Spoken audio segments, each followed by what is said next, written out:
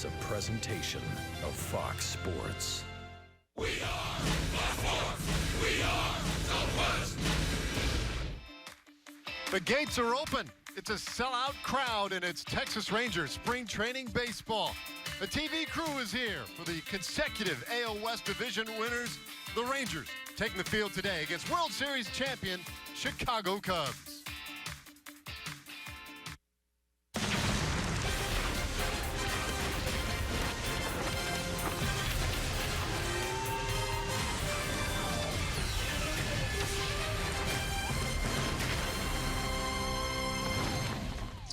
And at long last, it's time for baseball again. The Rangers at home, spring training baseball style, friendly against the Chicago Cubs, the defending world champs. Great to be with you as we welcome you into the booth. Hello again, everybody. I'm Dave Raymond, and really tickled to have both the Rangers on TV for the first time this year, but also in the booth for the first time. We welcome in a former Ranger, CJ Nikowski, in his first year here as an analyst for the Texas Rangers. CJ, great to have you along for what should be really fun ride this year. Without a doubt, excited to be here. This is a good team in a tough division. It's going to be a fun season. I'm very happy to be a part of it. Well, one of the big stories, especially at this time of year, pretty much every camp, and certainly in the Rangers camp, is that competition for the back end of the rotation. And for the Rangers, there are a handful of guys still in the running. And they have qualified candidates, and that's the good news. And the depth of what they brought to spring training is now going to get tested. We have Andrew Kashner dealing with that bicep soreness. He's going to miss a little time. Everybody knows, of course, Tyson Ross not going to be ready until sometime in May. So in the meantime, a lot of competition going on right now. That's what spring training is all about. Yeah, and this afternoon, we'll see another one. Nick Martinez, who's got a little bit of a track record with the Rangers. He'll have the mound today in what should be a pretty, telling and major league style atmosphere. Without a doubt, it's going to be an important start for him. He's going to see some of these good Cub hitters, not the A lineup, but still some pretty good ones out there. He needs to be sharp. He's going to get an opportunity. He's been good so far in spring. Needs to continue that to happen. All right, looking forward to it. Should be a lot of fun this afternoon. The Cubs and the Rangers when we return. This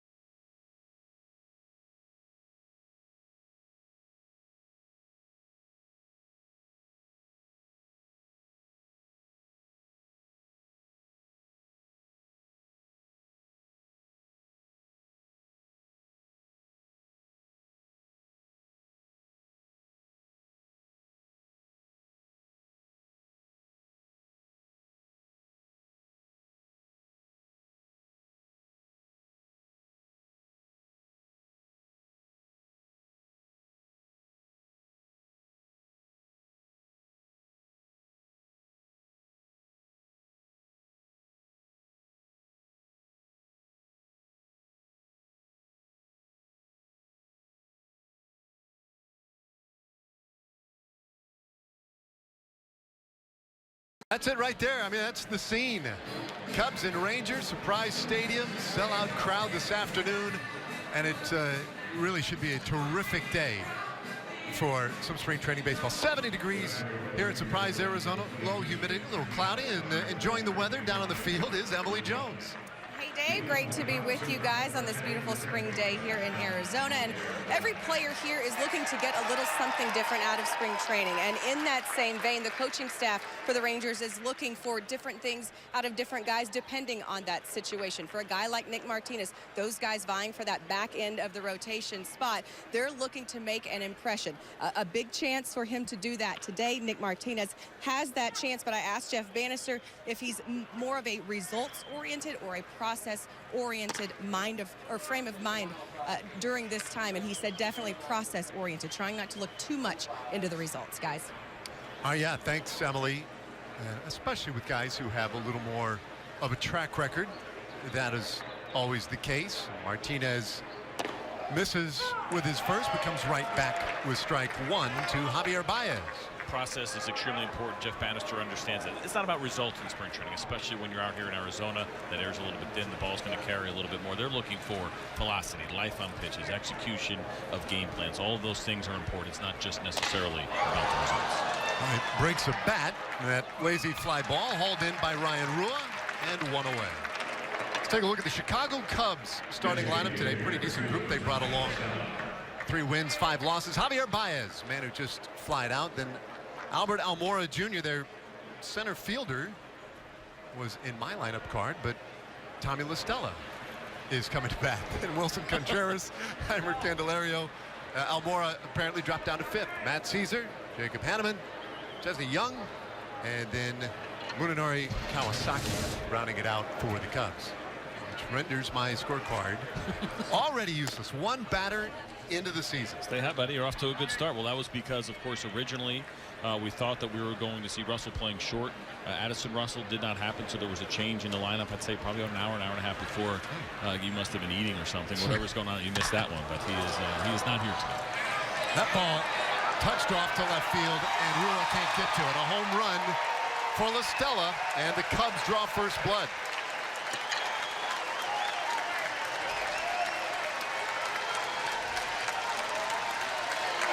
Tommy La Stella, a guy very much in a battle for a final spot on the bench for the Cubs, and that's a good moment for him early in the spring. An impressive home run. I mean, that's one that's taken to the opposite field. We talk about the thinner air here in Arizona that the ball is going to carry. We also know that Martinez, fly balls are going to be part of his game. Ground ball rate was pretty good last year. We see here a fastball away.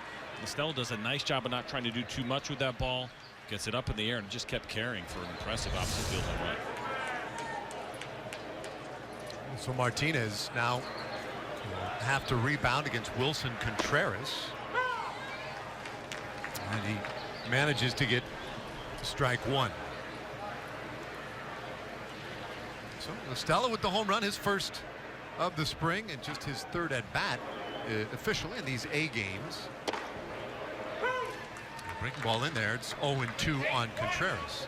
And you almost see a style of pitching backwards here, something to keep an eye on with Nick Martinez. Back-to-back breaking balls to start off Contreras, and what that does is you set yourself up for a potential fastball up or in off the plate, and that fastball will look a little bit quicker after you just saw 2 breaking balls. So he puts Contreras on. Got him on the knee.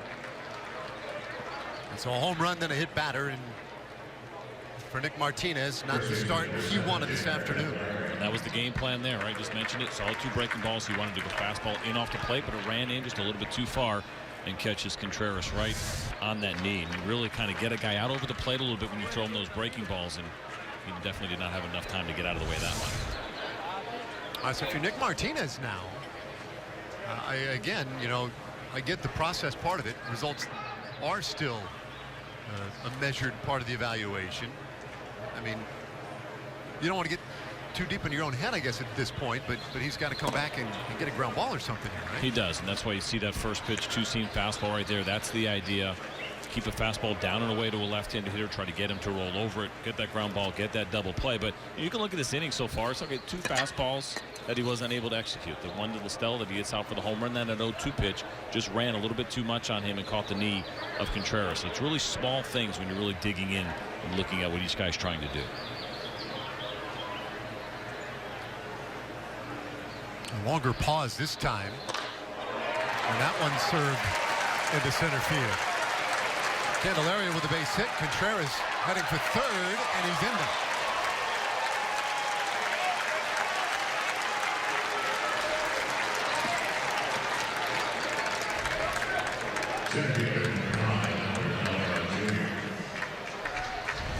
Well, this is another fastball. Looked like down and away. You got to give credit to the hitter right here. Did not hit that ball very hard, but did a good job of staying on it and just kind of lofting it into left center field. And that was a really close play at third base. A good play coming from center field.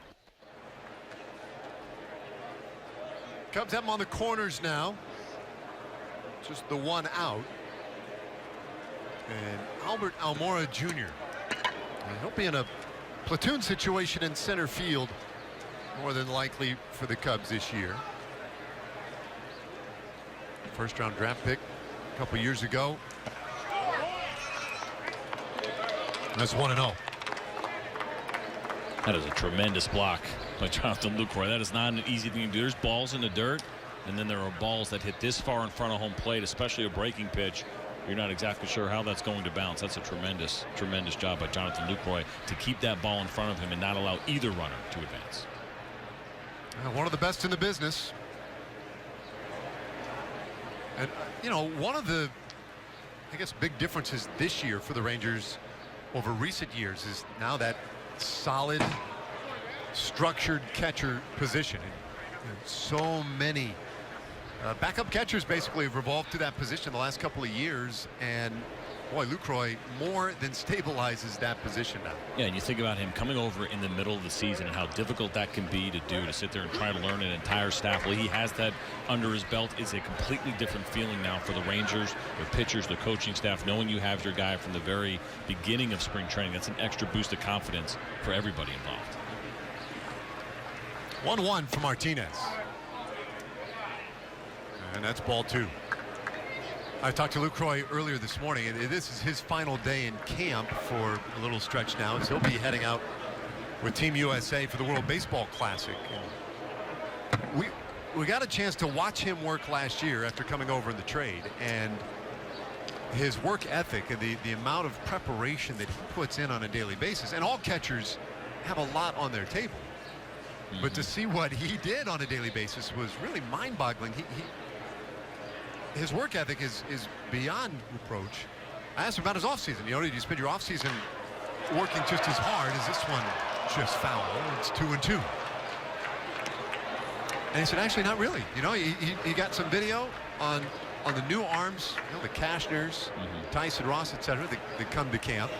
Yep, took a look at them, looked at the numbers, broke down what he could on their past performance. But he said, really, it's about then getting into camp, working with these guys, getting to know them and their tendencies, and seeing firsthand, you know, what works and what doesn't for them. And so a lot of the prep really happens now.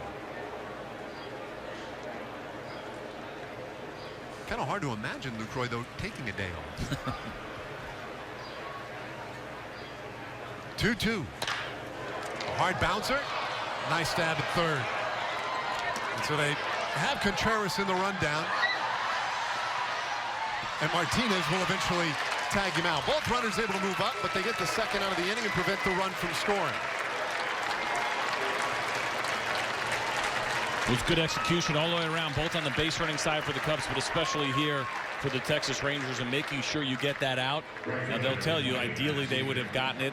You want to do it in less than 2 throws if possible when you get somebody in that rundown. But Contreras is quick, and what he's doing at that point after he realizes that he is done is to try to stay in this rundown as long as he possibly can to allow these other runners to advance. That's exactly what he did.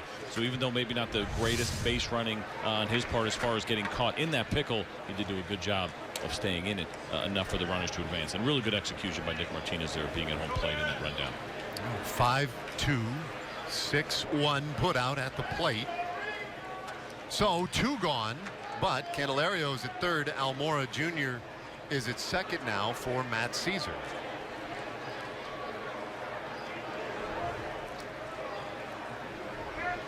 Caesar, we mentioned earlier, Tommy La Stella battling for one of the final spots at the end of the Cubs bench come opening day. And Caesar probably the other man with whom he's battling. Those two are the most likely candidates, at least at the moment. Certainly not an easy roster to crack. Either is this Texas Rangers roster as well. And you imagine trying to come up through these systems when you have really good players in front of you, especially young ones, the way that the Cubs do. It can be a little discouraging when you come into camp trying to find a spot on this team.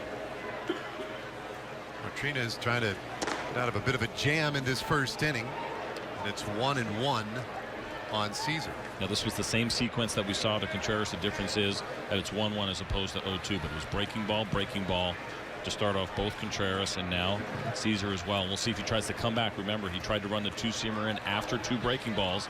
It got away from him. We'll see if he tries the same plan and tries to execute it a little bit better.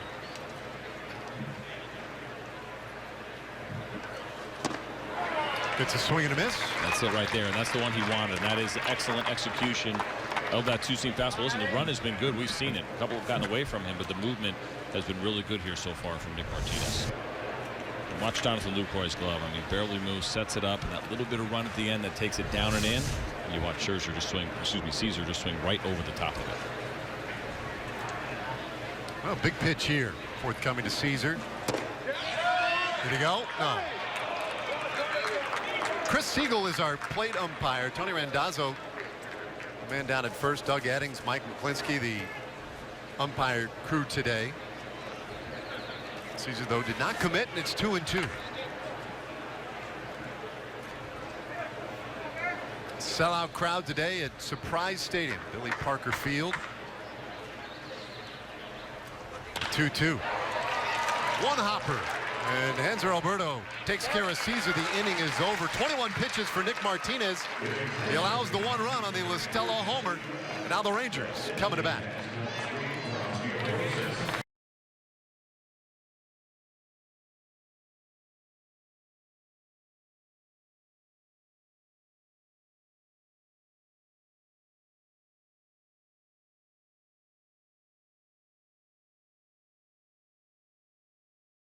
Rangers Academy. It's fun to see the development of this continue.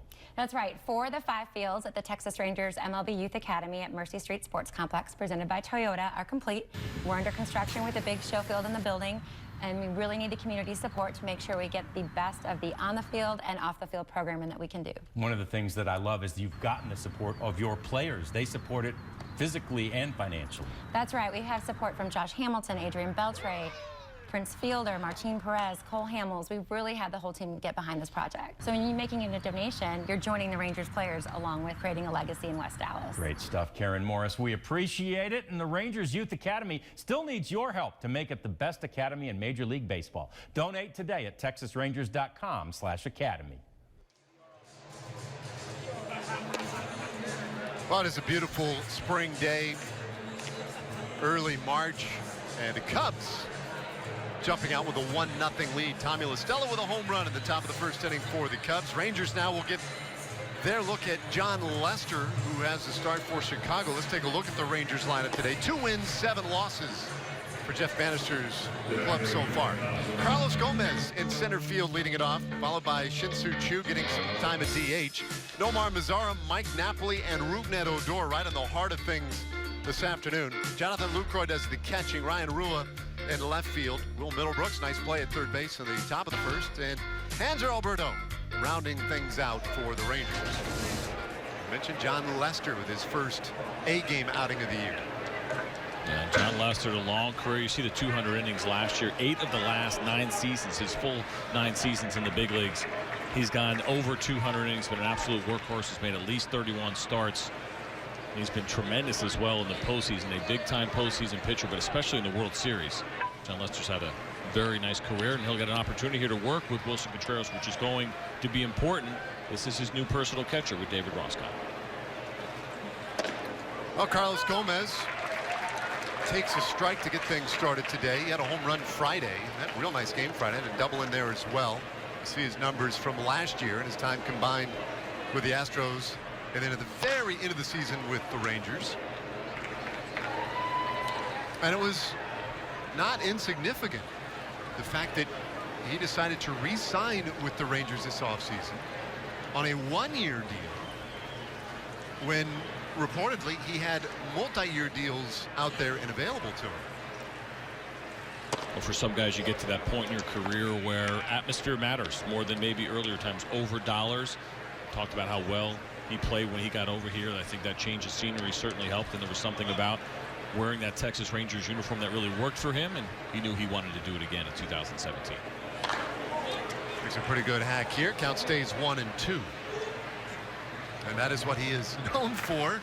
He will swing out of the shoe sometimes on 2 strikes. I thought that was one of the adjustments we saw him make last year, was when he joined the Rangers for that stretch run. He was a much more controlled player than we're accustomed to seeing. 2-2. I think probably some humility with the struggles that happened in Houston as well, and trying to get back on track. Maybe kind of tucking it in a little bit. At the same time, you never want a guy to lose too much aggressiveness either. I mean, that's what's made him the great player that he has been over the course of his career. His struggles well documented in Houston. Released late last year. And the 2-2 pitch, that one smacked on the ground. Right there for it is Kawasaki. And there's one away. Pardon me, Young. As I continue to update my scorecard. So we'll take a look at the Cubs defense. Chesney Young, the man at third, just made that play. Kawasaki moved over to short. Baez, their superstar utility man, at second base today, and Candelario is at first. Hanneman, Almora Jr., and Caesar in right. And Wilson Contreras rounding out the battery this afternoon with John Lester. Shin-Soo Choo as the DH today. Last year limited to just 48 games, 4 trips to the disabled list, and had a chat with him the other day about his offseason and his preparation for this year. And it was very interesting, and you would have a feel for this having played overseas, both in Korea and in Japan. His work ethic is pretty impressive. The key for him has been to try and dial it back. And he said it's been a real battle for him because he wants to work more. He wants to go into the weight room for 2 hours and push himself. He said, but Beltre and a lot of the other veterans have talked to him and said, you've got to dial it back, dude. You're getting to that point in your career. 45 minutes, a little bit lighter. And he takes strike 3. That's a tough at-bat against John Lester, who's handles lefties so well over the course of his career. But you're absolutely right. As you get a little bit older, you got to dial it back. Got to save those bullets, certainly for Shin-Soo Choo. He's getting to that point as he looks at this front door cutter. That ball they were trying to get to finish on the inside part of the plate ran a little bit more than John Lester wanted it to, but that starts right at Shin-Soo Choo's hip. That's a tough pitch to deal with as a left-handed hitter. And that's why he ended up taking that pitch thinking he was going to finish inside for a ball. But great run, great movement on that cutter from John Lester. So he takes care of one lefty, Lester, and now we'll deal with another, Nomar Mazara. Preparing for his sophomore season, and what a delight he was last year. Mazara came up really to spell Choo when he was injured early in the year and never left. Lester's 1-0. And that ball hammered out to left center.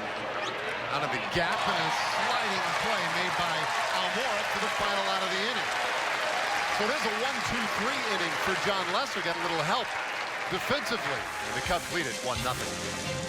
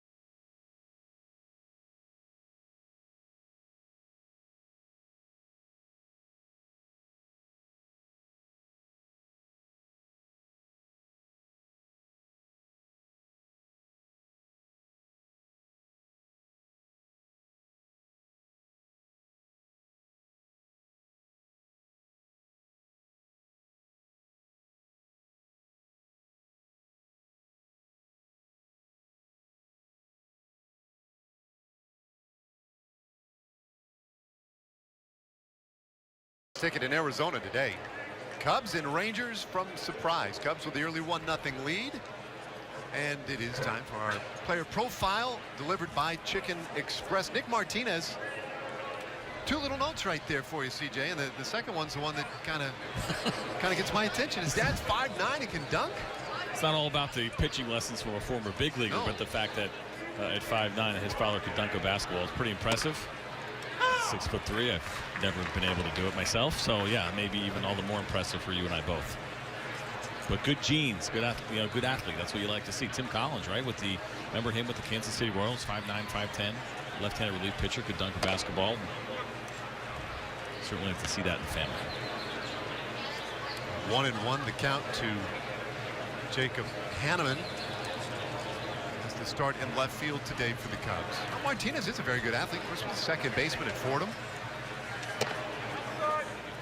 That's 2-1. The guy who has made the transition to pitching and not so very well. Of course, was really kind of rapidly ascended to the big leagues back in 2014.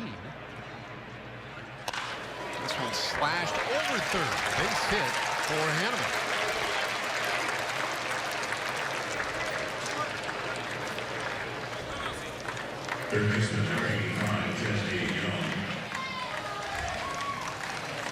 The one thing you know you're always going to get with Nick Martinez is going to be contact, right? He's not a huge swing and miss guy. They're going to put the ball in play.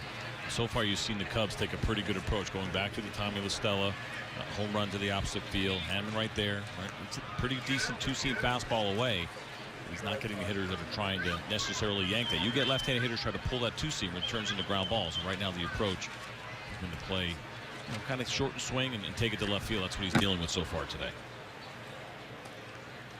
So a third hit allowed so far for Martinez.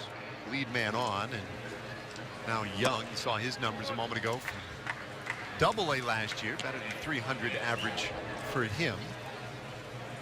And gets the start today at third base. But again, as we were talking about earlier, not a lot of room for guys to make a big impression and suddenly land on the big league roster this year for the Cubs. And it goes for any minor leaguer that comes to camp, regardless of organization, knowing that you really don't have a chance to make a team. The impression still matters, right? You don't go through 25 players a year. You're going to go through sometimes 35 or more. And so you have an opportunity to play in front of the big league coaching staff, in front of the general manager. They get to see you firsthand as opposed to just reading minor league reports. You have a good spring training, they're going to remember that. And when a need comes up, they'll remember how you did, how you handled your big league spring training. Time called just as Martinez was about to deliver.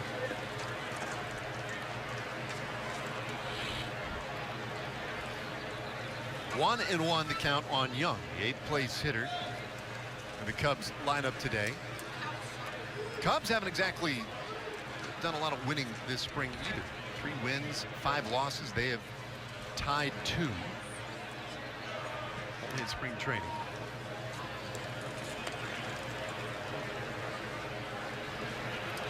The Rangers, it's been a struggle, especially offensively. 2 wins, 7 losses. And of course, with the World Baseball Classic, things get topsy-turvy in a hurry for a lot of teams, especially those who end up providing players to so many different rosters. The Rangers, as an example, have 8 who are going to be playing in the World Baseball Classic. And so it takes its toll on the wins and losses, if you will, in spring training. Now, without a doubt. And you're not worried about it. Record in spring training means pretty much nothing. But you also want to be winning, too. I think Jeff Banisher would tell you in a heartbeat, you still want to be winning baseball games. You want to make sure that guys are experiencing the winning culture, even though it's only spring training. So there will be some frustration. But again, you mentioned WBC, guys gone, especially now it's going to pick up a little bit more. What does that mean? More opportunities for other guys, right? They may not have gotten it in another year because some of the stars have to leave. And so you want to see guys take advantage of those opportunities, those innings, and those at-bats. And that's exactly what the Rangers are looking at here as the WBC gets started. Runner going. That ball lashed up the middle and just by the outreach glove of Alberto. So men on the corners now for the Cubs. Boy, that looked for a brief moment there like that was going to be a very easy double play. It sure did, and we'll get a good look at it right here from behind home plate. But you see Alberto already coming over because the runner was going. That ball was hit pretty hard. It seemed like it just kind of kept moving on him and maybe not anticipated where that ball was going to kind of keep curving to our right a little bit, and it found its way to center field. Nothing smashed. So another hard hit ball and more base runners for Nick Martinez.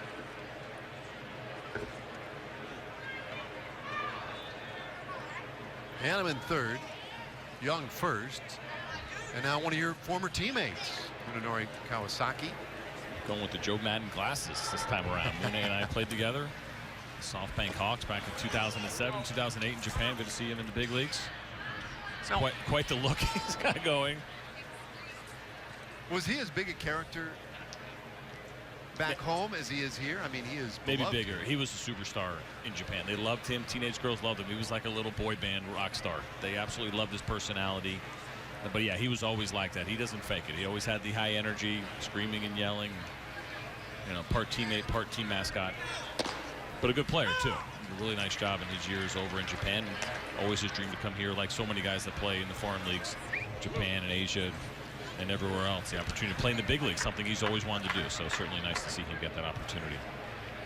So I was talking to some of the Cubs broadcasters, and there was a moment last season when the Cubs went through a little stretch. Things weren't going real great, and those were very brief, intermittent for them. And I think it was John Lester who suggested on the team bus, we got to get him back up here. I don't care how. Little tapper back to the mound. Nice play by Nick Martinez to get the out at the plate, and the former second baseman fielding his position so well. You mentioned it, the athleticism of Nick Martinez taking over, and you can practice things all day long in spring training, but this is all about reaction and instinct and understanding how much time you have to get this ball at home. And you see as a right-hander, he's not going to have enough time to turn around, so he goes with the shovel pass.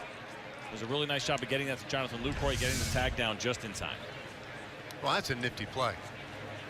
A couple of outs between third and home already in this game. Kawasaki on via the fielder's choice. And Lester offered, he said, hey, forget the roster spot thing. I'll throw in like $100 grand. Just have him up here. Must be nice.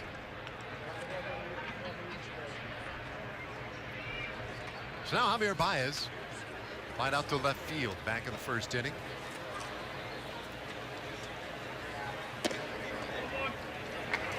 trying to get in on him a little bit there. Ball one. And what he'll try to do in this at bat is take advantage of the aggressiveness of Javier Baez. A very aggressive hitter, we know that. There's a lot of swing and miss in his game, but for Nick Martinez and his style, it's throwing that ball down, trying to get him to hit the top half of it, get that ground ball, so you get a chance at a double play. Bender misses in. 2-0 the count. Look again at that play by Nick Martinez. Yeah, I mean, he's running the option right there, right? It's all instinct, shovel pass. Not an easy thing to do. That's not a throw or a shove or whatever you want to call it that pitchers are used to making. Sometimes younger, more inexperienced guys will panic in that spot and not make that throw. It's a really nice play.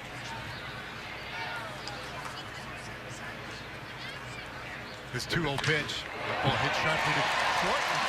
Alberto again. This one into left field, and the bases will be loaded. So base hit for Baez. Third of the inning for the Cubs.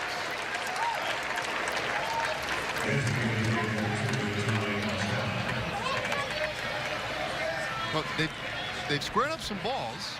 That's the bad news. The good news is, to this point, they have nothing to show for it, at least in the second inning.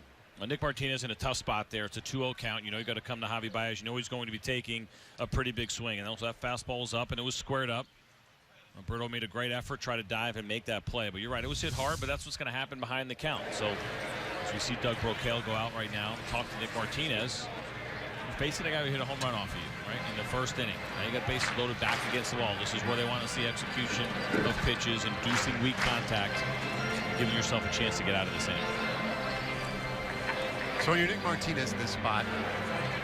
You know your situation. What's going through your mind? It's deep breath. It's relaxing. It's making sure you're sticking with your game plan. Right, you're facing another big leaguer in Tommy La Stella, so you know enough about him. But he'll tell you after the game as far as what was feeling good and what wasn't. So if he's feeling like maybe the fastball command isn't there, or hasn't been as consistent as he wanted it to be, you fight through it. And then sometimes you go to something else. So we'll see what the approach will be here against Tommy La Stella, who hit a fastball pretty hard back in the first inning. Stella with his first spring home run of the year. Back of the first, now has the bases loaded in front of him, and he takes a breaking ball for a strike.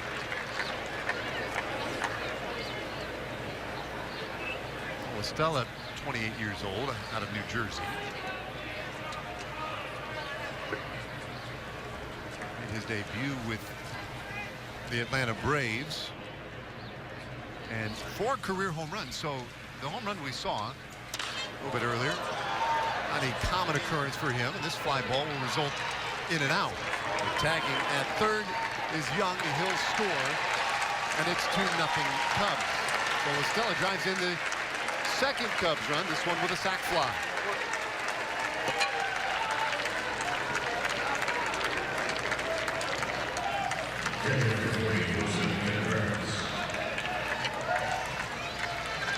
And that'll get Contreras to the plate.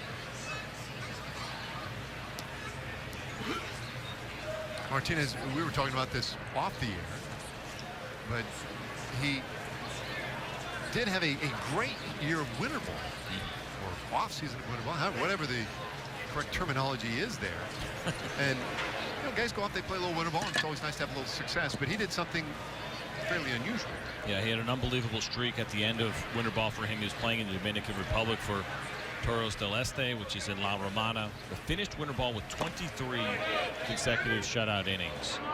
Which is certainly something that's encouraging. And a lot of guys go to winter ball for different reasons. You're working on a pitch, or maybe you were hurt, you were missing some time, whatever it may be. But I got to believe for Nick Martinez, just maybe wanting to get back on track after 2016 not going exactly the way that he had hoped. And so he pitched well there. There were some quotes he had worked with one of the Pittsburgh Pirates, actually, AAA pitching coach Dan Cowles, who was his pitching coach in winter ball, kind of working through some things.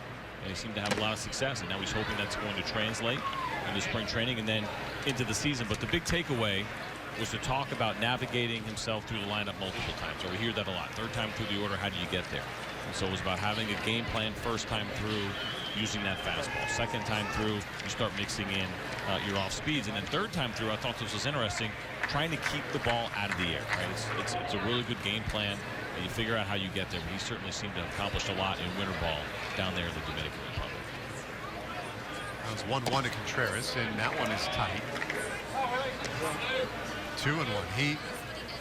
Martinez had his spring debut Tuesday against the Diamondbacks, and he threw 2 scoreless innings, gave up just 1 hit. And in fact, he threw 22 pitches in that first outing. 18 were strikes. So that was outstanding. It's almost too high a ratio of strikes. This will be his 40th pitch this afternoon, and that is his 23rd strike.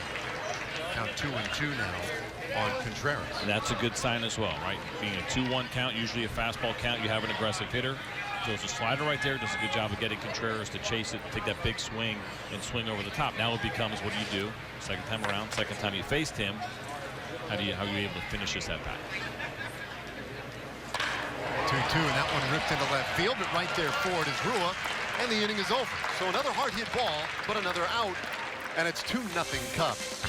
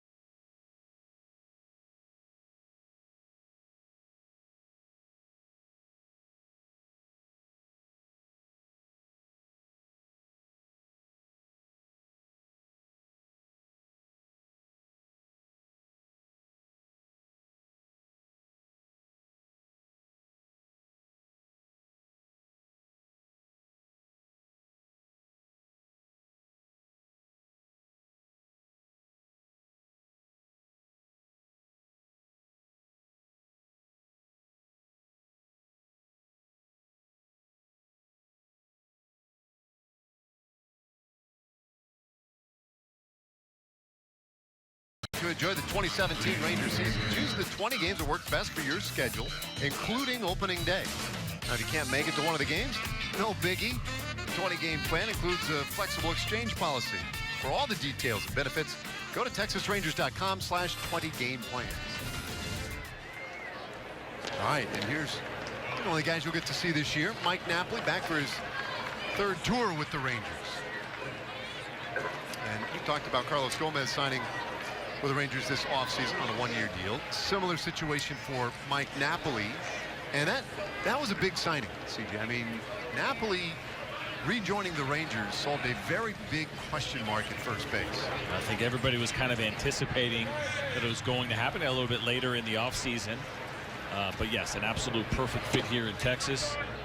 And we know this. Texas fans are certainly happy to have him back for a third time. You can always come home, Dave. You can always come home. So it's good to have Mike Napoli back here in a Texas Rangers uniform. He's leading off the second inning with the Rangers trailing 2-0. And John Lester, up and out, makes it 2-0. Lester already named the opening day starter for the Cubs. Very good rotation in Chicago, and he'll lead it. The lefty's 2-0, fouled away.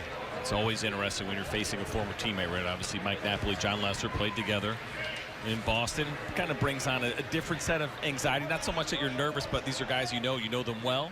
The idea of giving up a hit, even if it's only in spring training, to a former teammate, and vice versa for Mike Napoli, the opportunity to get John Lester hit a ball hard. Some bragging rights for throughout the year. Did you feel like you'd have an advantage as a pitcher because you had seen so much of your former teammate? I never had an advantage ever at any point, I don't think, in my career. What would kill me more than anything was facing former catchers.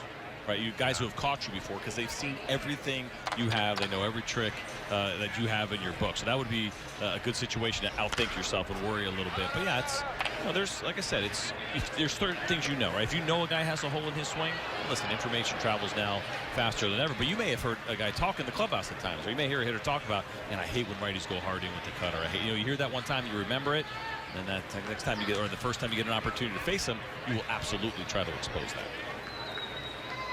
Well, the payoff from Lester. And Napoli hits it a mile, but foul. I jumped on that one. Napoli had such a huge year last year with the Cleveland Indians. Found himself in the postseason yet again, which for him almost seems like a birthright. Doesn't matter who he plays for, he's going to be playing in October. 8 different seasons he has spent in the postseason with a couple of different teams: Angels, Rangers, Red Sox, and Indians. There was one down to third, but right there on top of it is Young, and there is one away. So Napoli turned back. Rougned Odor, the third left-handed hitter that Lester has the pleasure of facing in the early portion of this game. I say pleasure. You figure Lester happy to see left-handed hitters, although Rougned Odor, a guy who did a lot of damage last year, led the team with 33 home runs. Very interesting to see if Rugi can build on last season here again in 2017. It's asking a lot, quite frankly. It was a huge year. I think more power than most were expecting, and to ask somebody to repeat that is certainly, like you said, asking a lot, but he doesn't think that way. And he actually thinks the opposite way, as all competitive athletes do. They think they have more in the tank. Healthy swing on that one, and the count 1-1. And not that you want guys necessarily thinking home run numbers. You talk to different guys. What are your goals for the year? And sometimes they're not numeric. And of course, first and foremost, you want to get a ring. That's without a doubt goal number one. But you start talking about personal goals, and you start to wonder, does he have 40 home runs in him? Could he do it after the big year? And I got to believe there's a part of him that believes he could. Takes a strike, and it's 1-2. Now Lester, pretty sharp so far, has retired the first 4 batters he has faced. I don't know that we would expect him to go past 2 innings today. This is his first spring outing. And in fact, a lot of the pitchers they brought along today will be making their Cactus League debuts. The Cubs will be very cautious right after the World Series run, playing baseball into November. You always want to be careful at spring training, especially in extended spring training like we have right now because of the WBC. So I imagine this would be his last inning. And the idea of never pushing it in spring training, just early especially after the big season and playing so late. So yeah, I'm with you on that, and that's kind of the theme for a lot of these teams that go deep into the postseason, is backing off a little bit in spring training. What do you think most of the stress is felt on starters or on bullpen guys, on teams that make those kinds of runs? This ball slapped down to third. Tough play down there. Young can't come up with it. Odor rounds first base with what I trust will be scored a base hit. That's an encouraging at bat from Odor, facing a tough lefty, especially in a two-strike situation. You have a third baseman that is playing off the bag. They're going to go ahead and try to go away on him, as you see Contreras setting up down and away. Nice big leg kick, but look at the head that stays down. I mean, John Lester executed his pitch. He did exactly what he wanted to do, and Odor was able to hit it hard to the left side. It's a really nice job and a good approach in that situation. Good to see from him this early this spring. So base runner now, and Lester has to work from the stretch. Jonathan Lucroy, dangerous right-handed hitter. Last year with the 24 home runs combined with Milwaukee and the Rangers. Enormous acquisition at the trade deadline. Not just for what he did at the plate and behind the plate, but all the, I guess, all the ancillary benefits that he provided the pitching staff.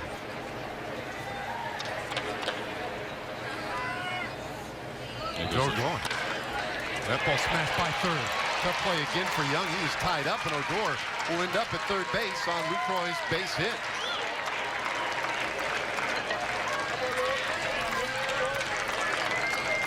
A couple hard hit balls here for the Rangers, and Odor. Now Jonathan Lucroy. You mentioned it. Odor took off. We know this. John Lester does not throw over to first base, and so it's a good idea to take advantage. You see the jump there. Ball squared up really hard. Odor kind of came around second, not exactly sure where that ball was, but was able to scamper to third and get there in plenty of time.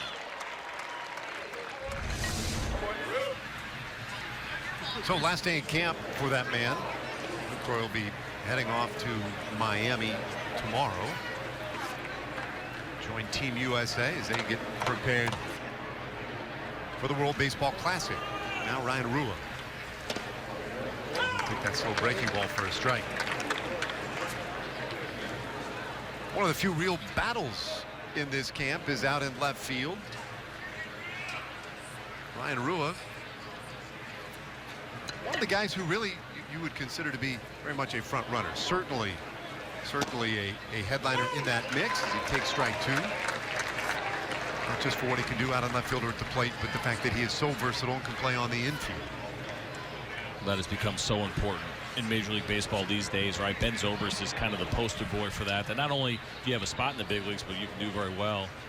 Get yourself a nice contract as well. But yes, when you're in that situation, you're battling for a spot. If there's something else that you can do, they know they can put you in another spot. If for some reason they need to, that absolutely gives you a huge advantage over your competitors if they're only one-dimensional and can only play one position. A lot for that guy, Jeff Bannister, to consider in making these decisions. He and John Daniels, the entire baseball operations staff, continuing to evaluate on a daily basis. It's a long spring training this year for the WBC, so plenty of time to work those things out. Nobody going anywhere. 1-2. The count on Rua.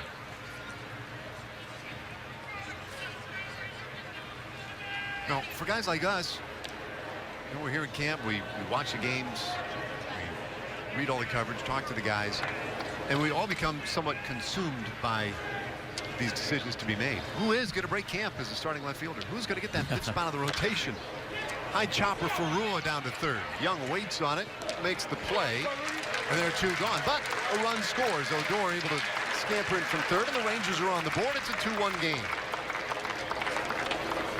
The reality, though, CJ, is that it really is somewhat immaterial who breaks camp on the 25-man roster, because there will be so many moves over the course of the season anymore with any team.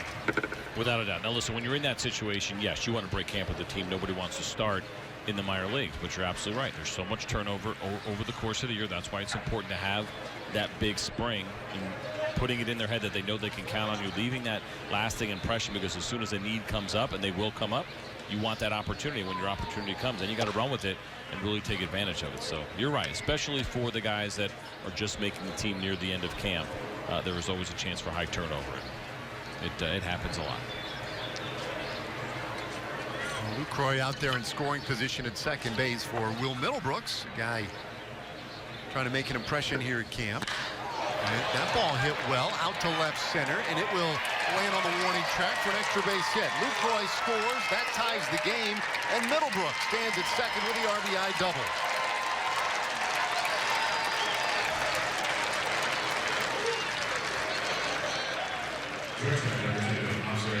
Well, this ball was absolutely smoked by Will Middlebrooks, as you see it here. Supposed to be a little cutter, ended up staying out over the plate.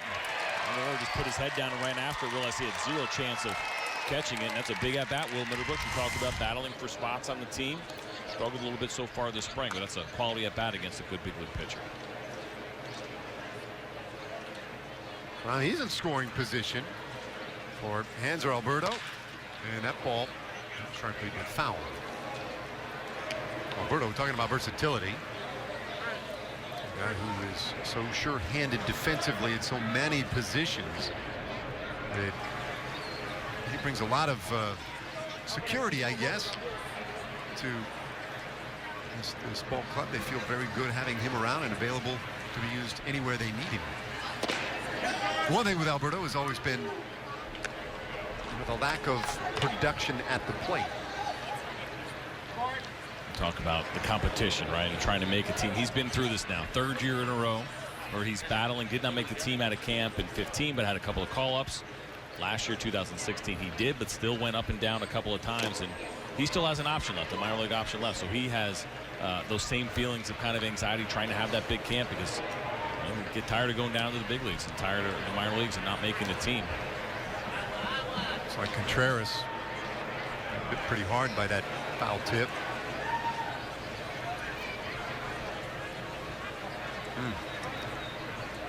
John Lester, meanwhile, getting to the end of his rope today. 35 pitches already, and this is his first outing of the spring for the Cubs. Just trying to work his way through this second inning. He's allowed a couple of runs this inning on 3 very well-struck balls.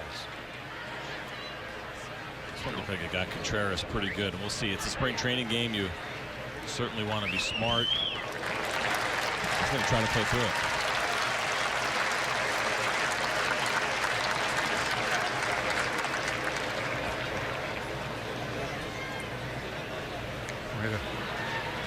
What they go through over the course of the season, man. And when you start talking about meaningless spring training games, having it happen. Being a catcher in spring training too is the worst, because you're constantly catching, especially the guys that come up from the minor leagues. It's a lot of work. High chopper, slowly hit toward third. Young with a nice play, and he gets Alberto 2 in the inning. Rangers get the 2 runs back, however, on 3 hits. And we're all tied up through 2.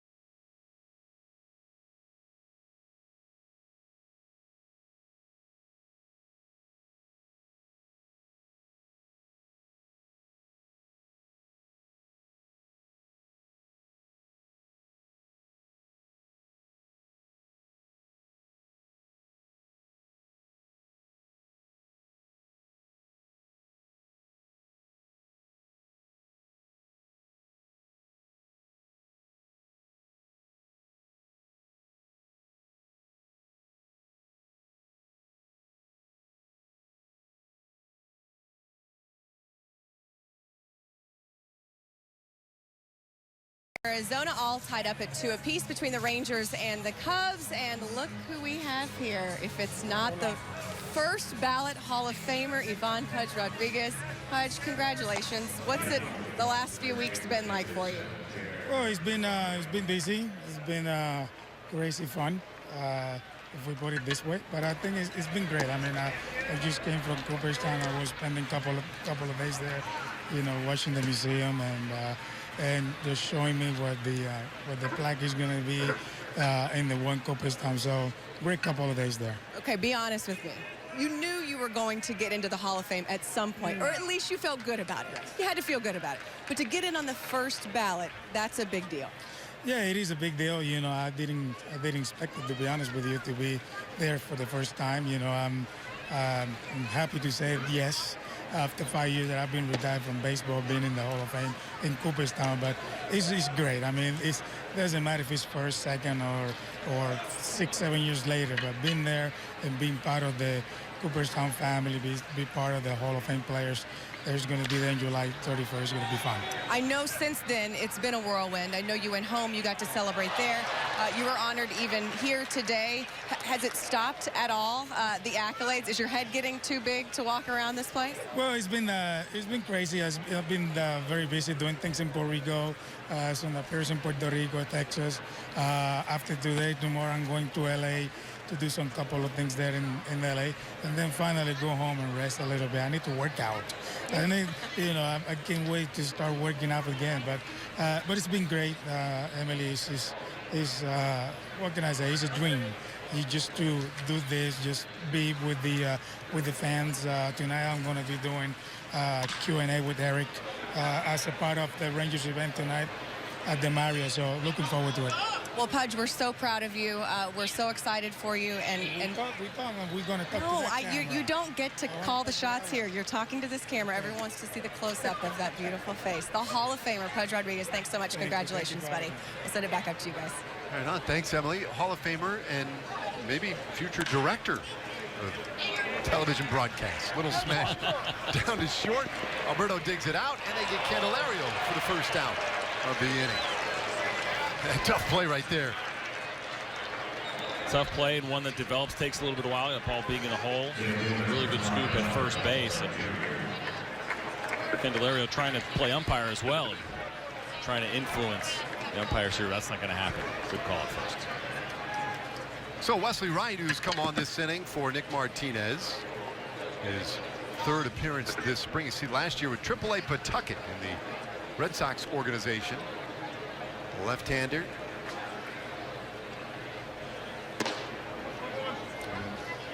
Ball 1 to Almora Jr. Wright has been fairly well traveled in recent years. Came up in 2008 with the Houston Astros. Spent a handful of seasons with him. Since then, time with the Tampa Bay Rays. Briefly with the Cubs, the Orioles, Angels. Last year did not get any time in the big leagues, but with Jake Diekman's status out until more than likely at least mid-season, Wright is in the mix for that extra left-handed spot.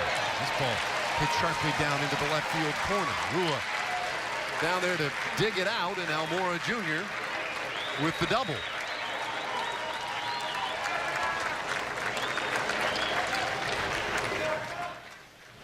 See Wright leaving a fastball up here. This is a guy who used to throw in the mid-90s. It's come down a little bit over recent years, and you leave that ball up over the plate, you got a big swing like Almora.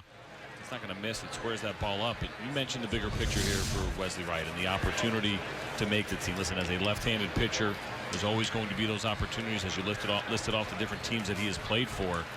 His camp is really important for him right now because that door has been opened as the Rangers look for some left-handed help in the bullpen. He's certainly a candidate. Well, now he's got to keep an eye on Almora and work to Matt Caesar.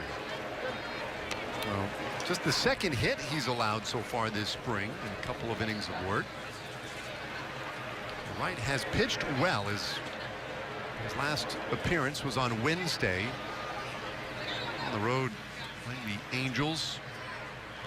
Got a big double play to protect a one-run lead in the 8th inning of that ball game. So came in a high leverage spot if those exist in spring training games.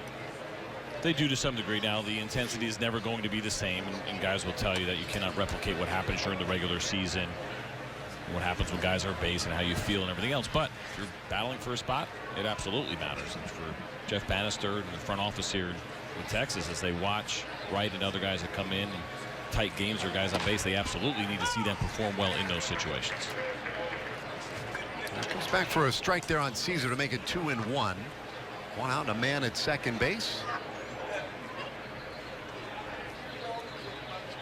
Nick Martinez battled his way through 2 innings this afternoon. Wright gets this one popped up back at first, but that's a tough play, and Napoli can't get to it. But they are unable, the Cubs, that is unable to get a run. Almora had to kind of hold, I guess, about halfway to make sure that that one indeed was going to drop. When it became clear that that was going to be a more difficult play, I thought he might even be able to score. Well, look where Odor is, right? He's all the way almost by second base, so that is a long run for him. Now, Mike Napoli is used to seeing that fly ball be caught by your second baseman. It's a very difficult play for a first baseman to go back and make that play, but because of where Odor is positioned almost at the second, behind the second base bag, as a long run and just a really tough break for the Rangers. And Wright right now, that ball dropping in, did a good job of getting weak contact. It unfortunately turned into a hit for the Cubs. Now Jacob Hanneman. The Cubs already with 7 hits in this thing.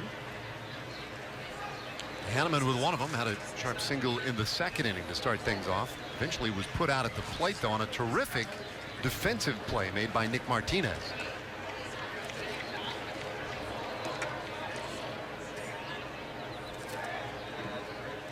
A lefty on lefty here, and these are the spots for Wesley Wright to become amplified in terms of the process, the observation of what he can provide this ball club. Jeff Bannister paid very close attention, he and Doug Brocail, to these at-bats against lefties, and that is likely to be the spots he's brought into later in the season.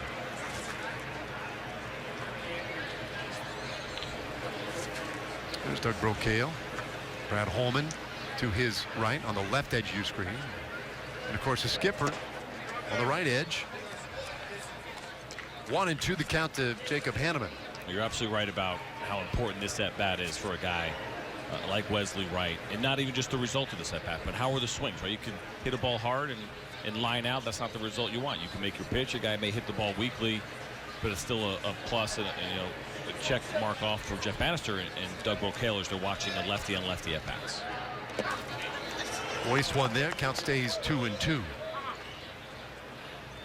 I mentioned that he got a big double play in the 8th inning Wednesday against the Angels to get out a little bit of a jam and preserve the 1-run lead. As we take a look at Lucroy doing work. It's such a great job.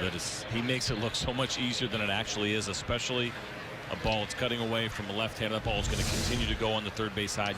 He knows that he cannot get lazy, that he's got to get those knees down as quickly as possible, keeping his chest squared up.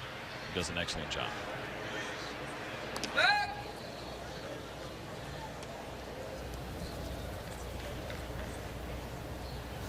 A little look over there at Matt Caesar. Like to keep that double play in order if possible.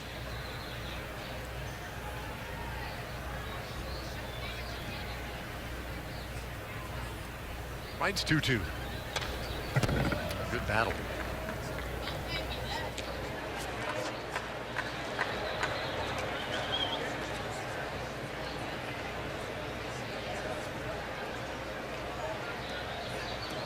Wesley, I talked to Wesley the other day about signing with the Rangers and what he knew of the clubhouse, and we were talking earlier about how quickly information travels these days in baseball. He said, no, it was well known, the clubhouse atmosphere here. Bouncer to second. Odor gets the one at second base, but the relay not in time.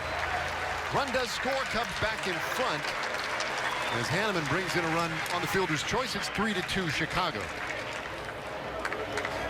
You're absolutely right about that, and it becomes really important as well. When you come in as a non-roster invitee, the way that Wesley Wright has come in, not only clubhouse atmosphere, what do you know about the manager, but an important situation. When you're a guy like him, 32 years old, you've been around, You also want to know about the character of the organization. It really matters. Can I trust what I'm being told? And there's no doubt that this Texas Rangers organization has a very good reputation among players, knowing that they'll shoot you straight. They'll be honest with you. That's very important for non-roster guys. When you come in, you're trying to compete for a spot. Are they just telling you something that they want to bring you into camp for depth, or are they being honest with you about your chances? And that becomes something that guys will also talk about and gets passed around along with all the other information that veterans will talk about, as they're all trying to figure out how they can find themselves a spot on an opening day roster. Still 2 outs in the inning, and they've got a pick off of Hanneman, and he indeed is out. Good peg by Napoli. Alberto puts the tag on Hanneman, and the inning is over. Cubs get a run back, and they retake the lead on top of the Rangers, 3-2. Guys, thanks very much. John Radigan here in the Fox Sports studios, and we are getting ready for baseball. Cactus League will be behind us soon, and then it's time to start the regular season. What a first week it will be. Here to talk all about it is the Executive Vice President for Ballpark Entertainment, our good friend Chuck Morgan. And Chuck, what a great opening week it is. A night game to start the season on April the 3rd, and it gets better from there. John, it is baseball time in Texas. The Cleveland Indians come to Globe Life Park in Arlington to open the season, and then the Oakland A's come to the ballpark for a big weekend series. It all starts on Friday night with the best fireworks shows in Texas right there at Globe Life Park. And then on Saturday, April the 8th, how about this right here? A nice hooded, lightweight jacket, very nice quality, brought to you by TXU Energy, first 15,000, 14 and under. I hated to open this up inside, you know. Yeah, but that's bad luck, I think, Chuck, to do that, isn't it?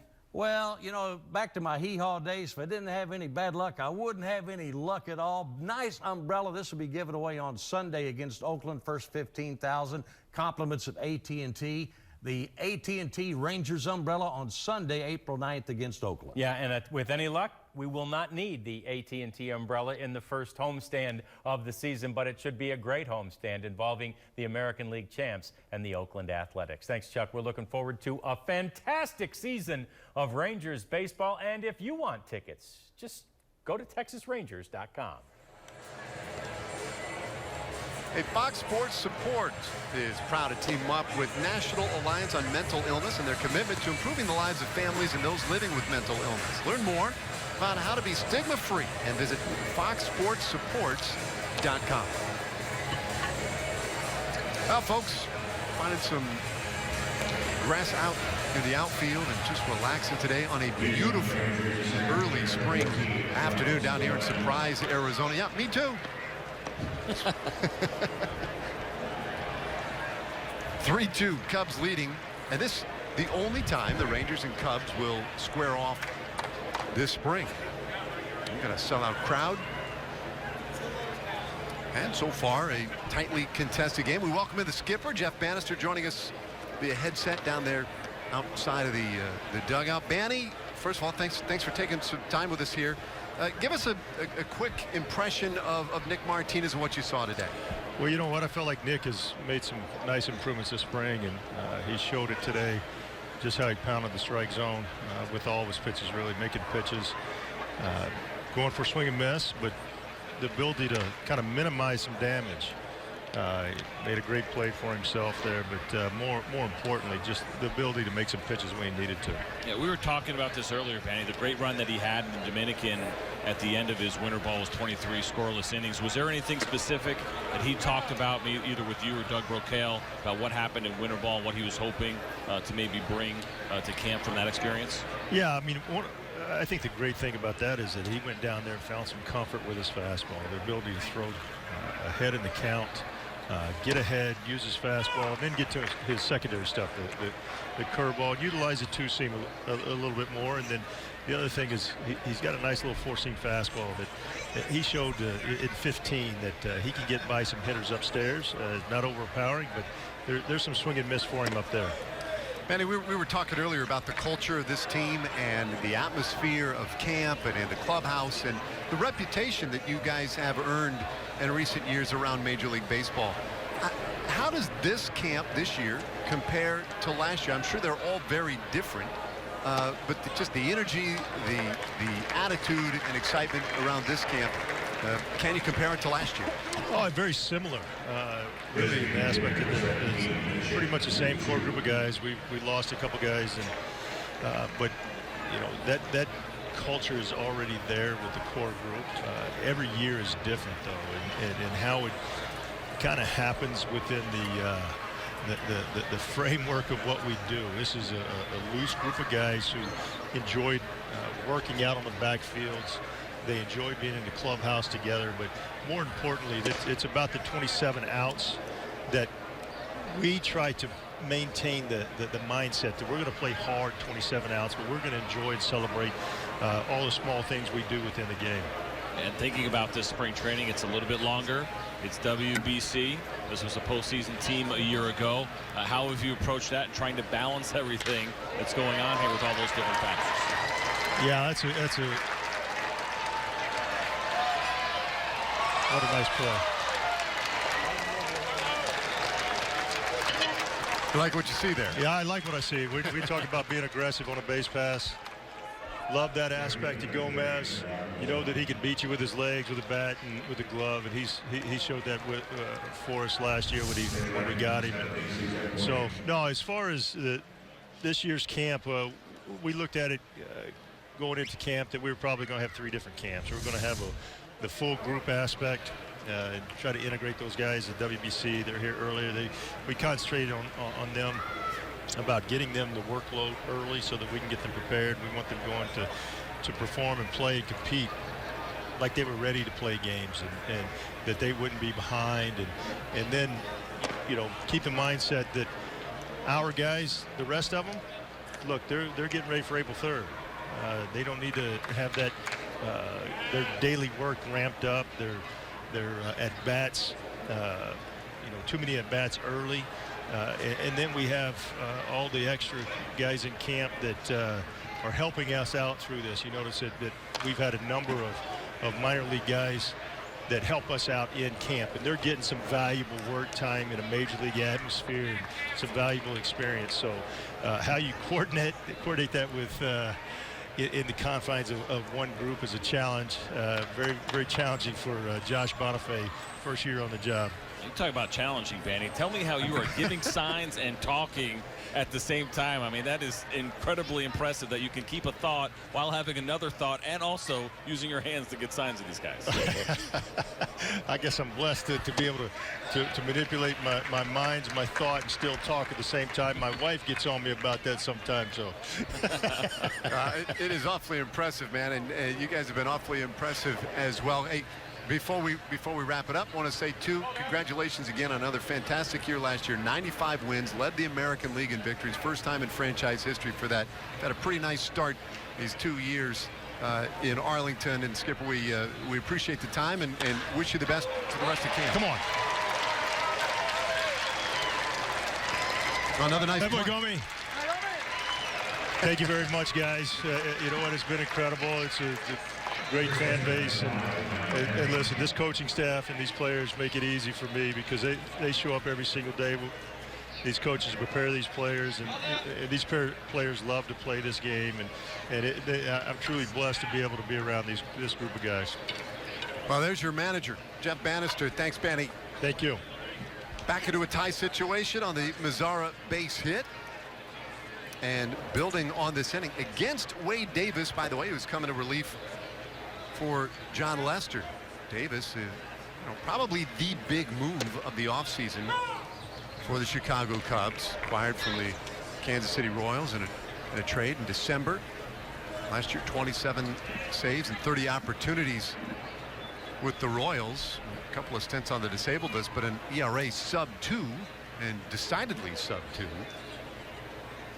He has been one of the most dominant relievers in the game really over the last 3 years, and I don't believe in luck necessarily. You don't see at bats put together like the Texas Rangers just did against Wade Davis, 3 in a row, starting with the Gomez walk and then 2 hard hit base hits by Chu and Mazzara. I'm just thinking if anybody gets out, I want to get Jeff Bannister back on the headset because these guys have been locked in ever since he was giving his signs with that headset on. This ball hit well through the hole on the left side of the infield. Around third, Abuelo, he's headed to the plate, dives in there with the 4th run of the game. Came on to pinch run for 2, and he scores a run. Napoli with an RBI single. And the seesaw battle continues in the 3rd inning. Well, it's a great job of base running. This is a good job by Mike Napoli. Wade Davis is an uncomfortable at bat for lefties and righties. Hit this ball off the end, but hit it hard enough to get it through the hole. Then the great base running and the great slide by Cuello, as you mentioned. These are the kind of things, again, that Jeff Bannister wants to see from these guys as they start filling in, running hard, running the bases right, and a really good slide at home plate. So 4-3 ball game. Still nobody out. A walk and 3 consecutive base hits. Odor had a single in the 2nd inning and scored the Rangers' first run of the afternoon.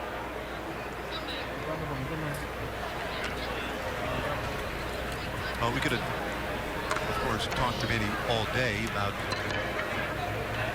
each one of these guys coming in and some of the moves that were made in the offseason. We'll have more opportunities, no doubt, as spring training rolls on and catch more of these games on television. In fact, we will have a ball game later in the week. Thursday, Team Venezuela will be here, the World Baseball Classic team, and that is a stacked roster, and we'll see the Rangers versus Venezuela on Thursday, right here on Fox Sports Southwest. That'll be a fun one. 1-1 tight on Odor. Certainly the Cubs are not concerned at all about Wade Davis in this spring training outing. At the same time, they will keep an eye on the pitch count's an important one. That's what matters most, the idea of just him getting his work in, and so far unable to retire first of these 4 hitters that he's faced. 2-1, and that's shanked foul.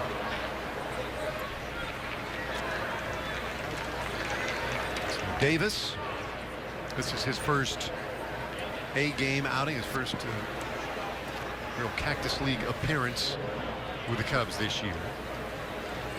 And an important call. I mean, we've talked about the success he's had. His track record, obviously, as impressive as any in the game. The 2-2. In there, strike 3 called. Odor, the strikeout victim, just the 2nd of the day by a Rangers hitter. Watch Odor here, and I mentioned this guy is such a tough at-bat, lefties or righties. You see the slider there, maybe up a little bit. Odor thought it was a strike. He shook his head yes, but it's the tightness of that break, so hard to pick up on for either both a righty and a lefty. So that's it for Davis. Enough pitches for him this afternoon. Cubs into the bullpen, their 3rd pitcher of the afternoon. Rangers leading by a run. Back with the new hurler in a moment.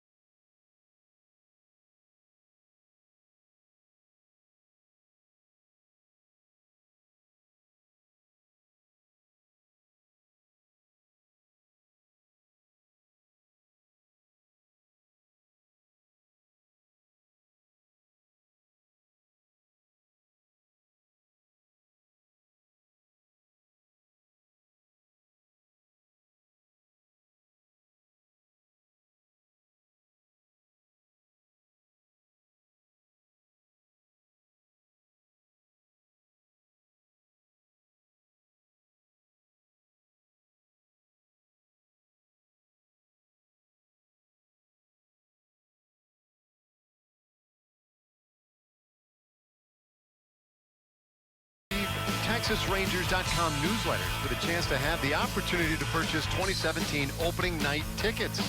Just go to TexasRangers.com/opening night to to register. Miguel Mejia, right-hander, has come on to throw for the Cubs. Just one out, a couple of men on base. It'll be his third appearance in the Cactus League. Ending in a third so far this spring. He's allowed 3 hits. He's only faced 7 hitters. Not the stereotype, but when you see 99 on the back of the jersey, I mean, you're thinking, this guy's got to throw gas, right? It's got to be an automatic. Yes. I mean, yeah. Can't wear number 99 and come in at 88. That's not going to fly. No, that's a good point. The number, I'm kind of with you on that one. 99 definitely conveys some attitude, some power. And with that, I'm really hoping that he's just kind of a thumber. I think it'll make it that much more interesting. Here's Jonathan Lucroy, singled in the second inning and scored a run.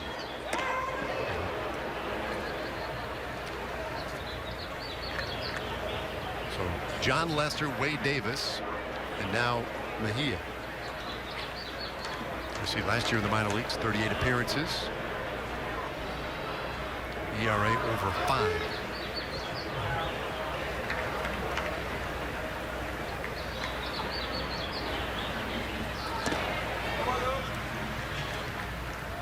Something's gone off speed with his first 2 pitches, right? What's interesting, too, this guy's played in Japan, played for the Seibu Lions back in 2015, some winter ball in Puerto Rico, but he had some time last year in AA where he absolutely dominated hitters in 13 innings, 17 strikeouts to 1 walk. That's pure domination. There's the heater, and he finds a corner. It's 2-1. Miguel Mejia. Again, talking about coming in, trying to make an impression. For Jonathan Lucroy, these at-bats aren't always that fun because you know nothing about these guys. You've never seen them before. You don't know if they know where it's going a lot of times. Some younger guys. I mean, he has actually just finished up his age 28 season last year. A little bit older. This one off the handle. Fly ball out into medium right field, and Caesar hauls it in for out number 2. These hitters will tell you every time they would much rather face even a good experienced pitcher like a Wade Davis. You know he's going to be near the zone. You know what he has. At least there's no surprises. Some of these guys come in number 99 on the back, and you don't know what's going to happen or what you're going to see.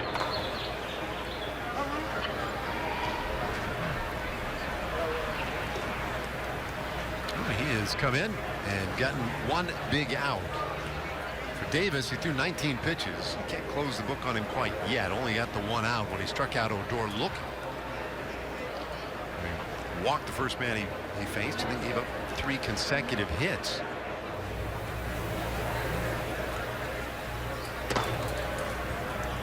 Mejia upstairs to Ryan Rua. RBI ground out back of the second inning for Rua. He's had a nice camp so far.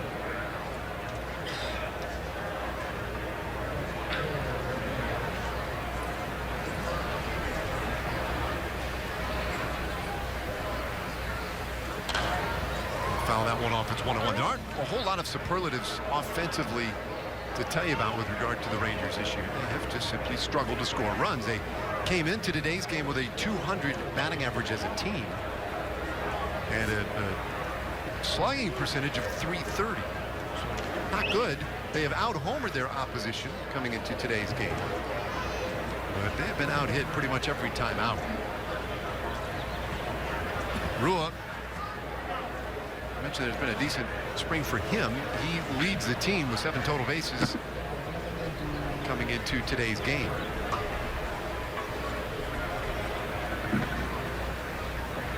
He's always hit a little bit and hit for a little bit of power as well. And he's ahead here 2-1.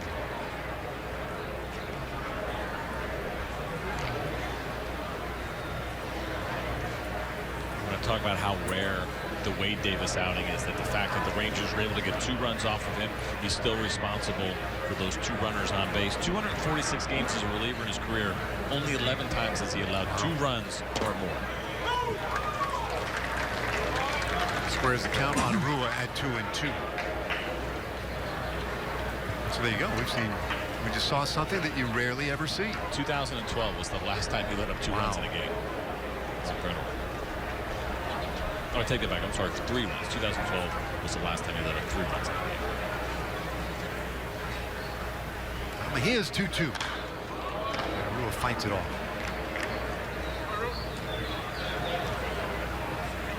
You talk about that atmosphere earlier with Jeff Bannister with the clubhouse and everything else. Mike Napoli just adds right to that. Right, it's already a good clubhouse, but that was something that Terry Francona raved about him last year, bringing him over to Cleveland and what he meant to that clubhouse, and kind of helping change the culture there a little bit to get past the point of just being comfortable. We're kind of an underdog because we're a smaller market. Mike Napoli fits in perfectly in this Rangers clubhouse like he has in the past. But never a bad thing when you continue to add on good chemistry guys and also bring a lot to the table as players. I just go back to the way various free agents have signed in recent years with the Rangers, whether it was Gomez taking the 1-year deal instead of multi-year offers. Obviously Napoli coming back. Even last year, Ian Desmond, guys who understand the culture and understand the, I guess, the willingness of ownership to try and win here. And the pieces that are already in place. It's pretty cool when, as a franchise, you're in that position. When you're in a position, A, to win, B, you have free agents who want to play here. Without a doubt. It starts at the top. And I mean from the very top with John Gannon. You mentioned ownership as well as far as where they are with payroll. But the tone that is set here and making this a place that you want to play. Without a doubt, free agents want to play here. Players want to play here. Great ballpark, great fan base, and a great team. Rua smashes one into left field. That's a base hit. Mazzara will score. And that's the largest lead of the afternoon for the Rangers. 5-3 on the RBI single by Rua. That was a tremendous at-bat from Ryan Rua. You talk about facing a guy coming in a lot of off-speed pitches. You saw him facing and fighting off a lot of these tough pitches. And this one from Mejia, not a terrible slider, up a little bit, but he kept it away. And I think for Rua, he had seen enough of them at that point where he's able to pick up on that spin pretty quickly. That's a big at-bat in a big situation.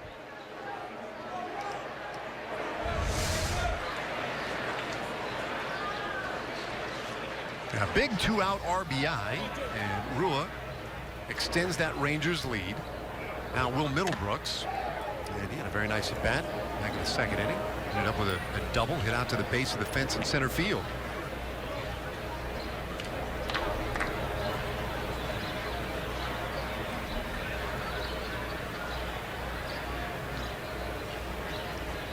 So for the Rangers, this is what we have seen so far in this game. It's one of the better offensive outputs we have seen this spring. They had a nice game Friday, scored 8 runs, but those have been fairly scarce. Swing of the bats well today. Middlebrooks, 28 years old. It's right nearby here in Scottsdale. Now 2-1. Last year was with the Milwaukee Brewers. Just a handful of games. I don't know why I think of him as a San Diego Padre when really he spent more time with the Boston Red Sox, but I do. He's had some short stints with all of them. Pops this one up. Playable in foul ground. Candelario makes the play, and it ends the inning. But Rangers scored 3, and they've taken their largest lead of the game, up by 2 as we head to the 4th inning. ATB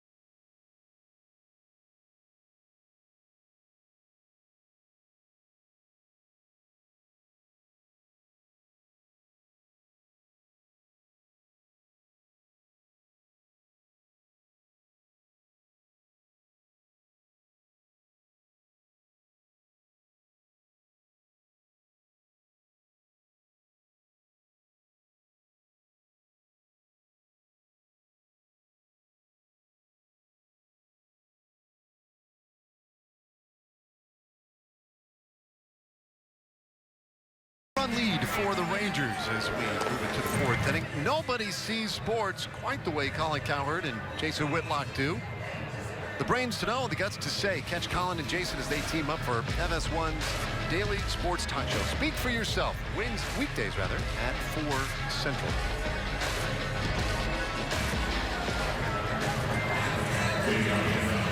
Up breezy down here in the desert. And Sam Dyson will try and put a little heat on the afternoon here. Dyson in his second appearance. This is his final day in camp as he will head off to Miami tomorrow, along with Jonathan Lucroy to play for Team USA. We heard Jeff Bannister tell us earlier there are certain guys that are only preparing for April 3rd, right? And certainly Sam Dyson is one of those guys. He knows his role on this team, but it's a little bit of a different feel. He can't coast his way there because he's participating in the WBC, and so the intensity is going to be there. He's going to have to ramp it up a little bit early, so a final tune-up here for him in camp with the Rangers before he heads off to participate in what's going to be, I believe, another really great WBC. If you were given the opportunity to play in the WBC, would you have jumped at it? Without a doubt. As long as I had my spot locked up in the majors. I mean, I spent most of my career fighting for a spot every spring training, a couple times where I had a guaranteed job, but if you know you have the spot locked up, which you will see some guys that will play for different countries that have an opportunity to go play for whoever it may be, the Netherlands or Italy, and they kind of have to be in camp because they have to fight for a spot, but they still choose to take the WBC spot on the roster. For me, that would be a little bit tougher, but if I knew my role with the big club, absolutely. Slow bouncer to second base. Odor waits on it and retires young for the first out of the fourth inning. Team play. Dyson gets a ground ball. First batter he faces. No surprise there.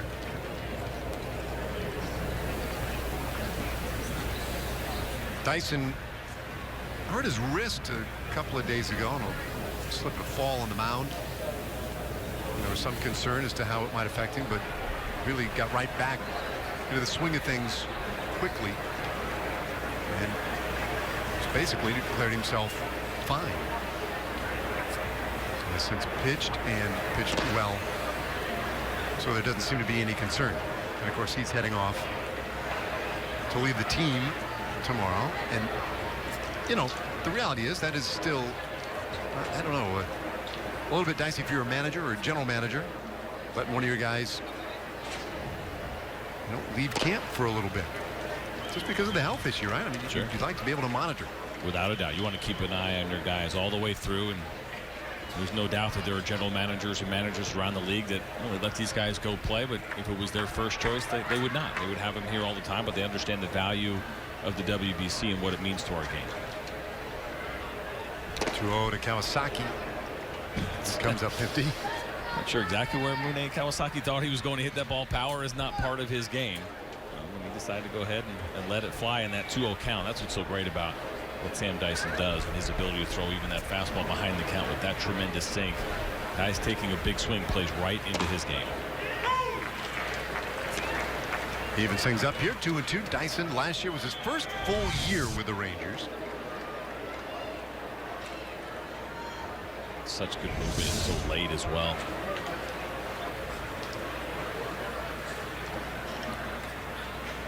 The 2-2.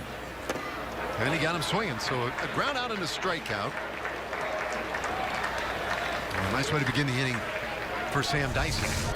And you see him throwing these balls below the zone a little bit. The one before it just caught the bottom of the zone, then you double up or below the zone. Especially when you see that 2-0 swing from Kawasaki, you know you're going to stay away. Good movement. Don't give him anything to pull. Not that he has the power to do it anyway. He showed his hand on that 2-0 swing, and Sam Dyson just ate him up right after that. Now Javier Baez, who does have a hit today in 2 tries.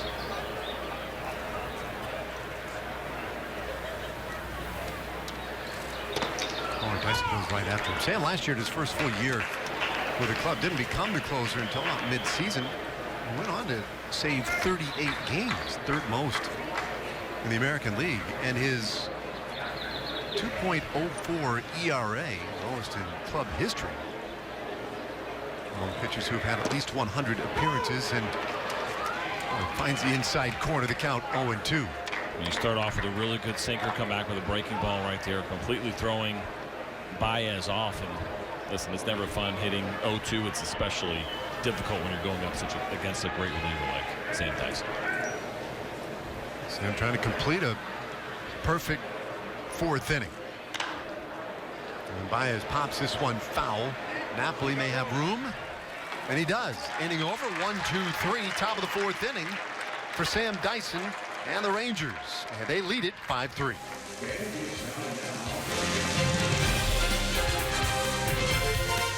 Guys, in the Fox Sports studios, and we're getting ready for baseball season.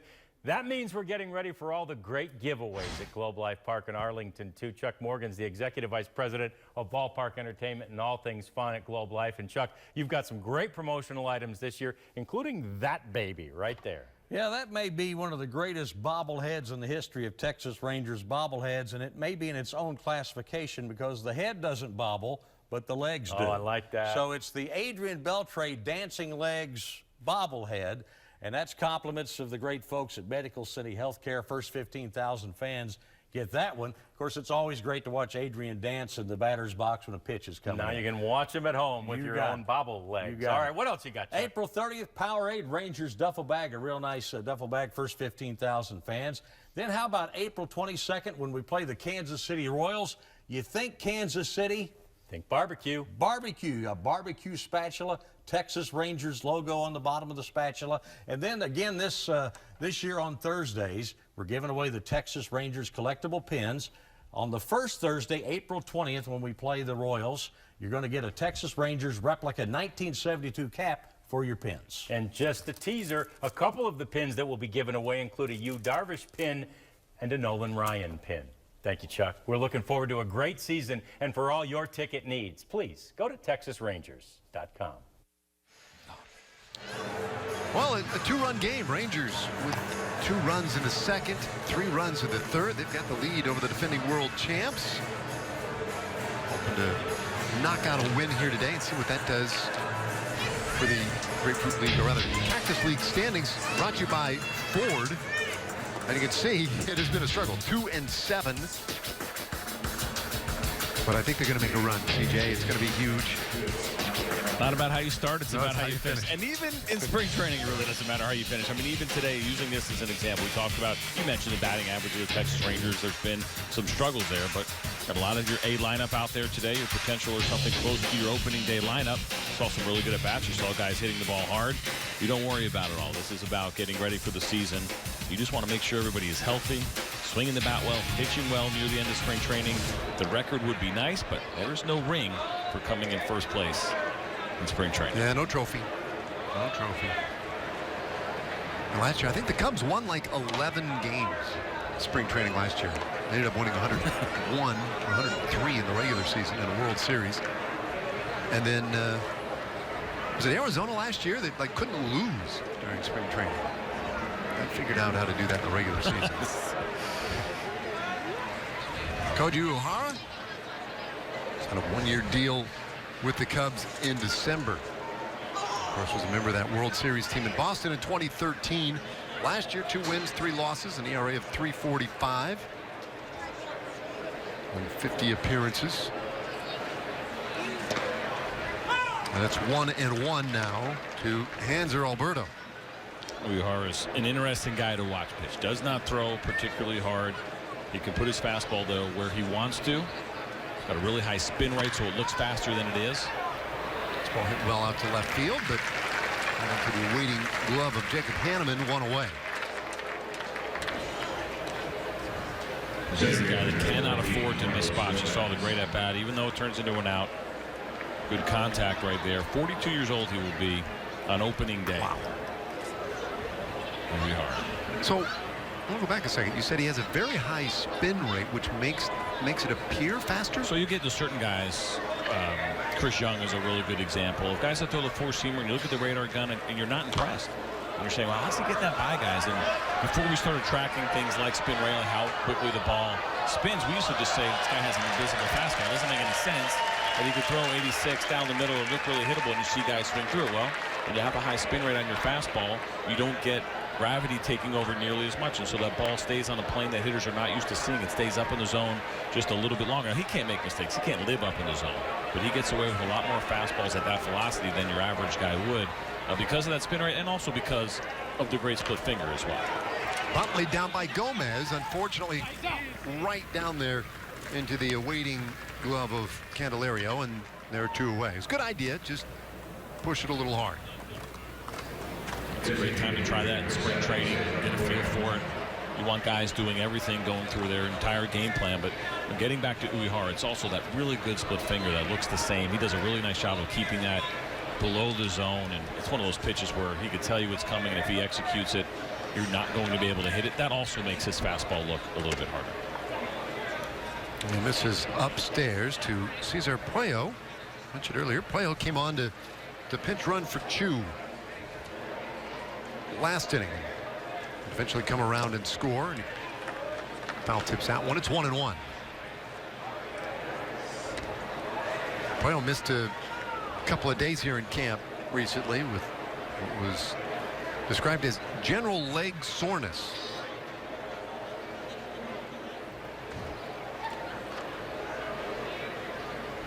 Uehara's 1-1. He's ahead of the count here, a ball and 2 strikes. Uehara's the 4th pitcher of the day for the Cubs. John Lester made his spring debut, went 2 innings, but really expended a lot of pitches to get through it. And Puello pops this one up into center field, handled there by Almora, and the inning is over. It's a 1-2-3 for Uehara. We go to the 5th inning. The Rangers lead by 2. Scientists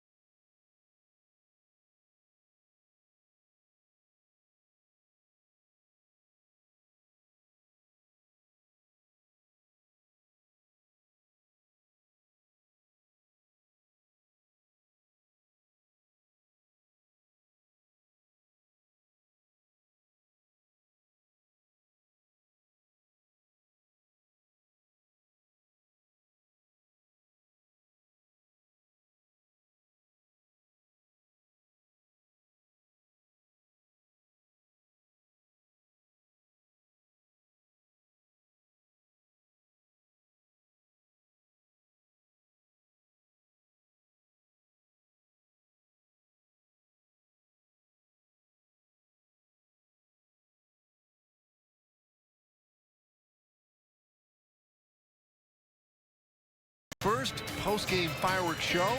It's coming up Friday, April 7th, presented by TXU Energy. Watch the night skies light up and revel in the start of the baseball season. Get your tickets for Friday, April 7th. A's in town to take on the Rangers. Check it out at TexasRangers.com. Yeah, it is just around the bend. Boy, look at that. Seen down here in the desert. Breezy day today. It's been overcast and hazy at times. Beautiful day as Tony Barnett takes over on the hill for the Rangers, leading by 2. We'll see, last season, boy, he was huge for this ball club. A 7-3 record, the ERA of 2.09. What a delight he was. He'll face a 2, 3, and 4 hitters in this 5th inning for the Cubs. 3rd outing this spring for Tony. Well, that's good scouting. You talked about him. I know you guys talked about it a bunch last year. Being over in Japan, you never know. Guys go over there and they have success. And sometimes it's difficult. You know, guys that come over from Korea, come over from Japan. The competition is a little bit weaker. Can you compare what they're doing there? Will that translate here?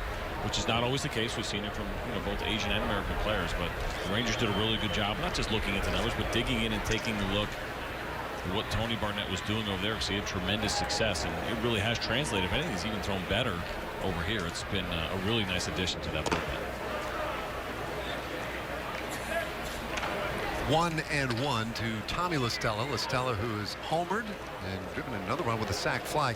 Misspoke on Barnett. Not his third appearance. He had a simulated appearance a couple of days ago when an inning in the third.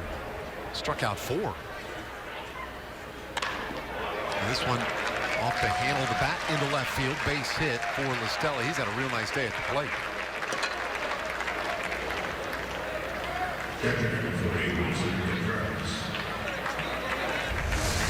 I mentioned Tommy La Stella earlier, a guy in a battle, trying to earn some playing time, get on this roster, and an awkward swing, but he was still able to square this ball up, even though it really didn't look like a full swing. Almost tried to stop himself, but he'll absolutely take that.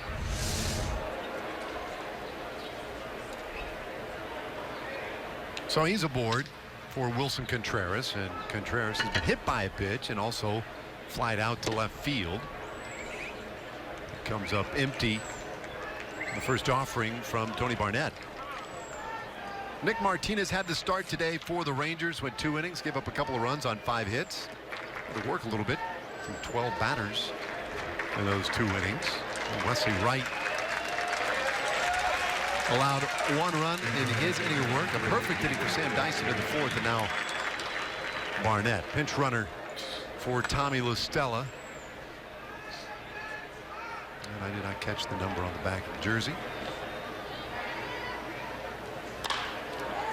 It may be erased pretty quickly, though. Odor with a quick flip to second, and it's bobbled. So everybody's safe. A tough break there for Tony Barnett. Makes the pitch that he wants, tries to get that double play. Now, this is not an easy turn by any means. You think about the traditional way they're used to receiving, and for Alberto at shortstop, that throw's coming in kind of awkward, and he's probably thinking to himself, trying to rush and maybe turn this double play. And he unfortunately ends up mishandling the toss here from Odor, but that's a tough turn, especially you see Odor kind of throwing that ball overhand. It's an awkward throw to take, and shortstop from that angle and that close.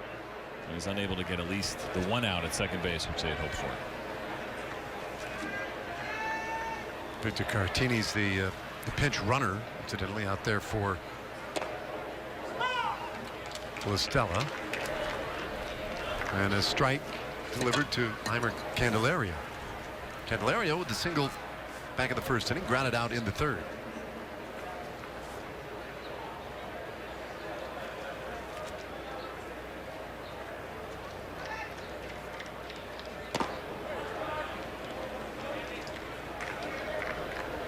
So Barnett appeared to have done his job. Like he was going to have a sure double play. Base is empty. Boy, what a difference now that nobody out and 2 men on. Changes entirely how he has to go after Candelario.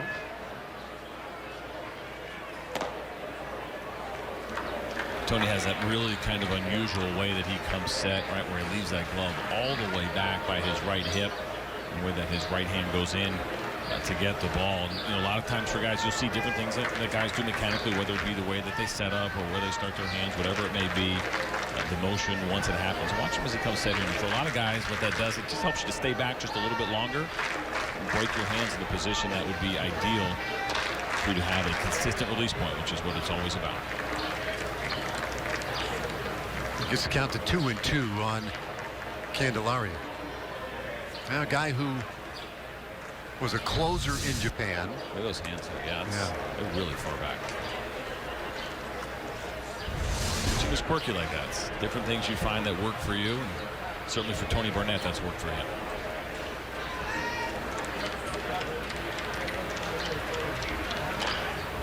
And so you're saying that's more a mechanical thing for him, or whatever, you know, just to get yourself in the right position, than it is to necessarily hide the ball to see the hitter? It could absolutely be to hide the ball. It could be because, you know, maybe he had a bad habit at one point where he was coming set like normal guys do, usually at their belt. If you drift a little bit earlier, your hands get started a little bit too fast, and so you want to bring them back. There could be a number of different reasons. Without a doubt, hiding the ball, and you cannot pick up a grip. Nobody can see anything that he's doing right there, but I got to believe also it certainly helps with the timing for him. Hard bouncer through to the right side. Caratini around third base, but he's going to hold there when the bases are loaded.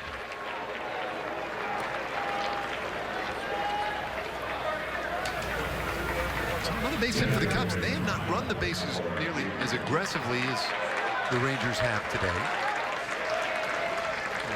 I'm not trying to imply that I would have sent the guy. I mean, you're talking about a catcher who is pinch running out there in Caratini. So it's not a real likelihood that he's going to make it. But off the bat, you're thinking, well, maybe you get to run home from second. And Doug Rocaille out there just to have a word. Maybe get a moment for Tony Barnett. I think here when you're down a couple of runs, I mean, listen, it's spring training, so sometimes you're going to do things a little bit different than you might. But when you're down a couple, you're playing for the bigger inning right now. It's been some decent contact, a double play that didn't get turned, and so you have Tony Barnett back against the wall a little bit here. What you don't want to do is run into an out or give him an out. Right? You need at least 2 runs to tie this game. You're going to need more than that if you want to win it. And so the idea of maybe letting him off the hook on a close play. Now you got a tie game late in the game. It's a little bit different. I think when you're down 2, you don't get too aggressive. Try to take that extra base when there's no outs, and you're making some pretty decent contact. And of course they've already made 2 outs in this game at the plate. So there is that.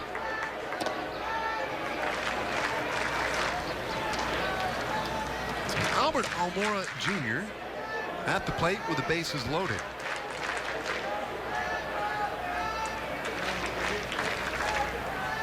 I mentioned earlier he was a first-round pick by the Cubs, the 6th overall selection. That was the 2012 draft. Very highly thought of prospect coming up. And he takes a strike, 1-1.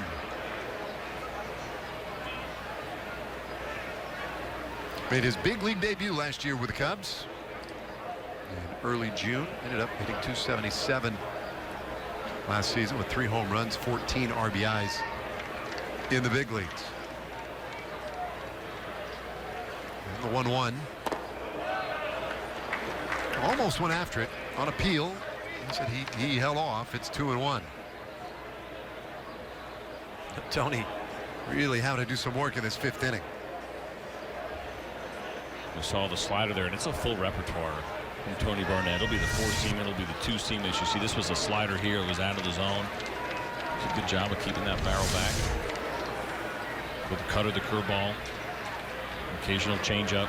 You don't see that a lot of times from relief pitchers. A lot of times it's a focus on 2 or maybe 3, but Tony throws it all up there. That'll square it now at 2-2. We're getting to that stage of the game where a lot of the starters for both teams will begin to exit. We've already seen it a little bit.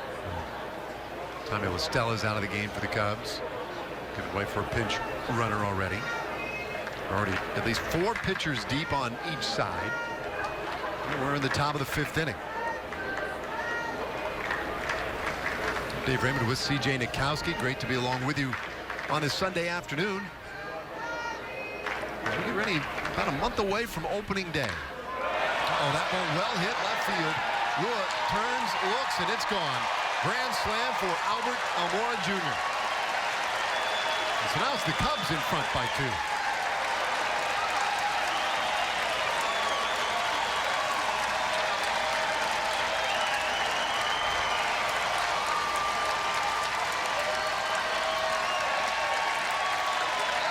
As you can hear, a lot of Cubs fans in attendance today.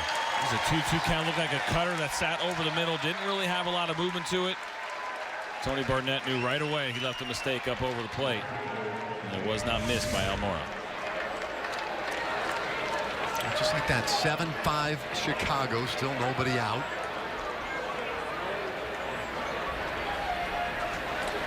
And Matt Caesar, 1 for 2, steps in.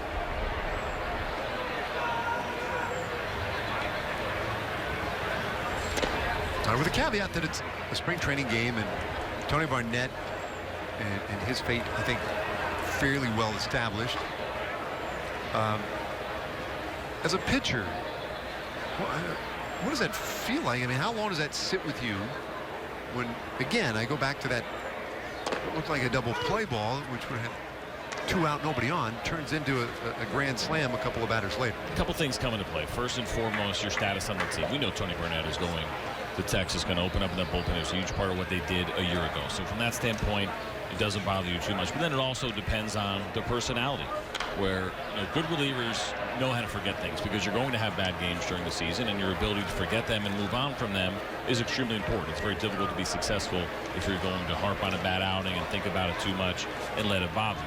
I think in spring training it becomes even easier to forget those outings, and I think for Tony, the bigger thing is, okay, what was I doing today? How was I feeling? Remember, like I said earlier, what matters is how you finish the spring training and how you feel. And are you hitting spots? Are all your pitches working? That's what matters most. So for him, it's not so much about the runs that have come across the plate today, but he'll examine how he felt, what he liked, what he didn't like, and he'll work on in between games, getting to the point that he wants to get to and be ready to go on April 3rd. Well, the 1-2 to Matt Caesar. Just missed.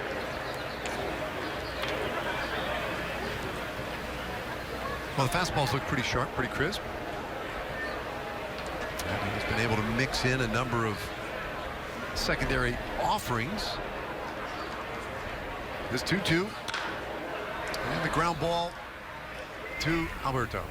And there is the first out of the inning. Let's check in with Emily Jones. Well, you guys were talking about Tony Barnett, that demeanor to be able to forget things. There's a trio of those relievers that hang out a lot together. Sam Dyson, Jake Diekman, and Tony Barnett. And just being around those guys all of last season and seeing the way they kind of fed off of each other and took cues from each other, they really did rely on one another to keep those things in perspective and not let the highs get too high or let the lows get too low. So get the feeling that he's in a good spot with guys like that on either side of him. Well, a frustrating one nonetheless for Tony Barnett, and he will give way to the bullpen down by 2.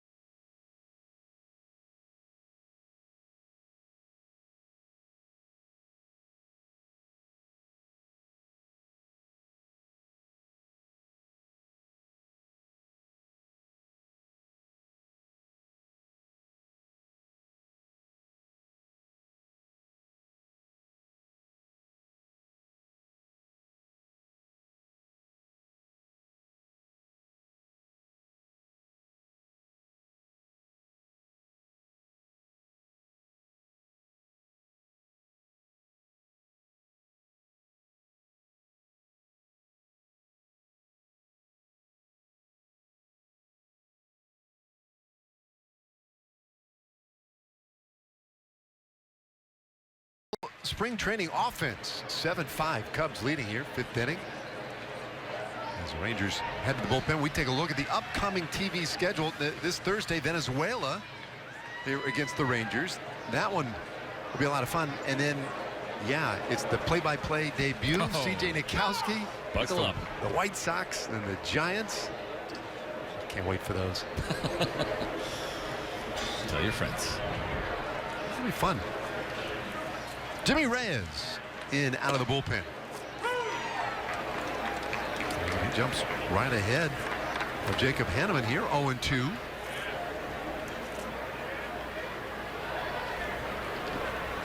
He's got a birthday coming up in a couple days. He'll turn 28 years old on March 8th. No, excuse me, 7th. 2 days from now. Today's the 5th. It's a punch out on 3 pitches to start his appearance today. Nicely done. Last year, 43 games. No wins, 2 losses. The ERA just over 4.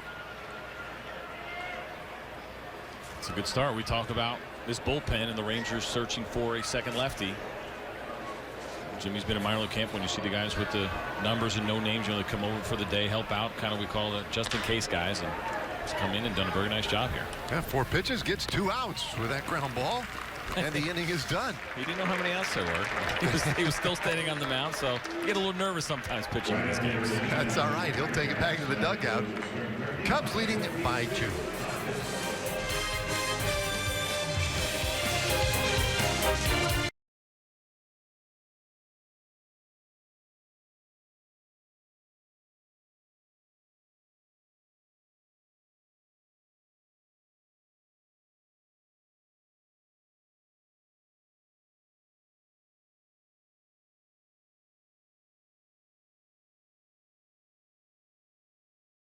Thanks very much. Back to baseball in just a couple of minutes. But first, John Radigan here in the Fox Sports studios. And I'm joined by Karen Morris. Karen's the executive director of the Texas Rangers Baseball Foundation. Karen, every time I drive by the new academy, I see progress. I see more kids out there, but we're not quite done yet, are we? Right. 4 of the 5 fields at the Texas Rangers MLB Youth Academy at Mercy Street Sports Complex presented by Toyota are complete. The big show field and the building are under construction, should be done by September 1st.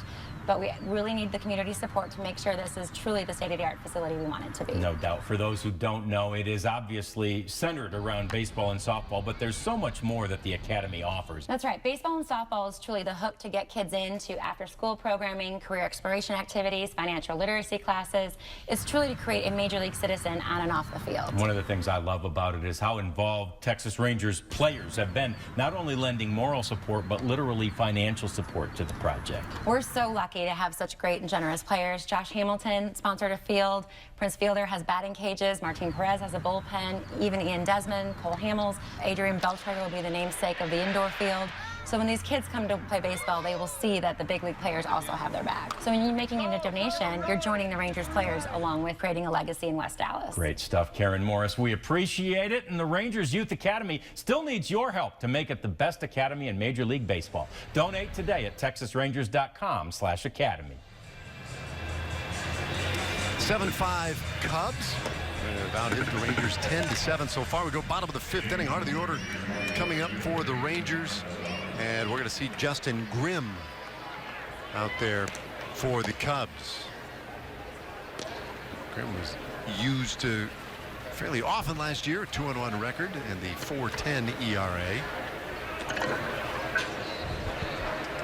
It's his 5th year now with the Cubs. Boy, that has ended up quickly. Former Ranger, traded back in 2013. My goodness, 5 years? And wow, yeah, he's done a nice job too for this club. A team that tried to get a little bit deeper in the bullpen. There was a lot of turnover even over the course of last year. Now even in this offseason, we talked about Wade Davis earlier, but kind of changing guys, taking on some different roles. Justin Grimm has been pretty steady for him. Pumps in strike 1 to Nomar Mazara. The guy throws pretty hard too. That 4-seam fastball will max out 96, 97, but he'll sit right around 94 miles an hour.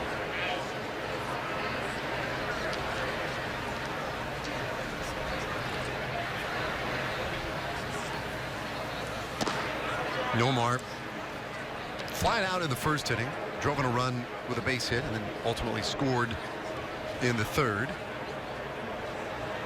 And Mazara trying to build on a phenomenal rookie campaign last year. Homer in his debut against the Angels was just 20 years old at the time, and a little tapper over the mound. Picked up at short by Kawasaki, and Mazara retired for the first out of the 5th inning. Here comes Napoli. And this is that portion of the game. Now we'll start seeing guys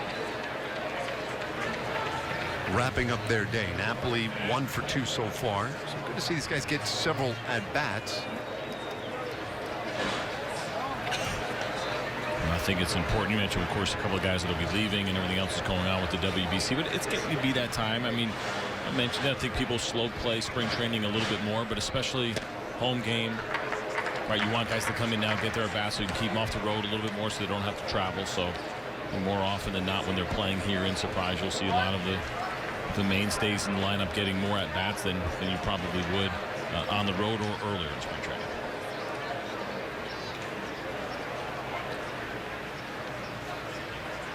Grimm got his first man and now jumps ahead of Napoli 0-2. Napoli was 3 for 10 coming into play today with a home run and 3 RBIs. I was trying to mention it earlier. What a season he had last year. Really a career year in the power category with the Indians. Napoli 239, but he had 34 home runs, over 100 RBIs. Of course, plenty of impact on that ultimately World Series bound Indians club. Let's take a look at Pudge. A couple of catchers down there talking about the craft, no doubt. 2-2 to Napoli.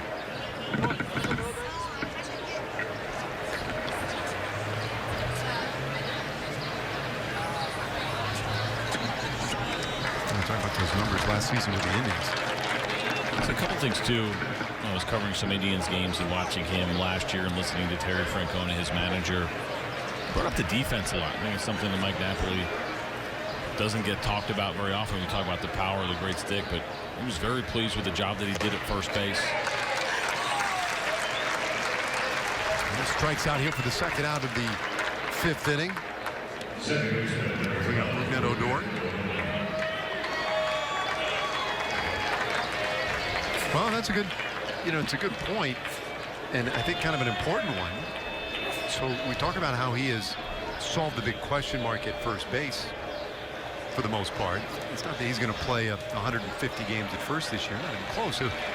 They'll mix and match. He'll DH a little bit, but the one thing that Mitch Moreland brought, even when he would at times struggle a little bit offensively, was he was always very reliable, very good defensively at first base. And so that's one aspect of Mitch Moreland's game, as he is now with the Red Sox, that is worth observing, keeping an eye on as we move forward to see how how the Rangers compensate for that. And one of the guys in camp, James Loney, is a very, very good defensive first baseman. The question is, can you keep Loney, because he's somewhat limited in his ability to contribute elsewhere? No doubt. It's a big question the Rangers are going to have to answer by the end of camp, and figuring it out and how they want to kind of divvy up the playing time and what makes the most sense. And I think Mike Napoli does a good enough job at first base where you're comfortable keeping him in there, but Loney is a very good defender, and so do you see situations where he's coming in late for defense and getting starts against certain pitchers when you want to give Mike Napoli a day off, and is that the better fit, and is that the better way that they can operate? They'll go through all those scenarios and try to figure it out. We'll take the best 25 with them to Texas. Oh, hi there to Odor, 1-2 the count. Here's a question about like a late inning defensive sub at first. When have you ever seen that? You don't see it too often, without a doubt. Not the standard. We see it in the outfield a little bit more, right? You get a big slugger who maybe cannot cover a lot of ground. And that's why maybe it doesn't fit and it doesn't go down that way, because Mike Napoli's not a bad first baseman by any means. But it certainly is a possibility. It's something that they feel like they want to do. Now, you like having that flexibility a lot more in the National League because you need it, right? With your double switches and everything else. Not as much here. Well, Justin Grimm, pretty impressive in his one inning of work. A 1-2-3 Cubs lead by 2.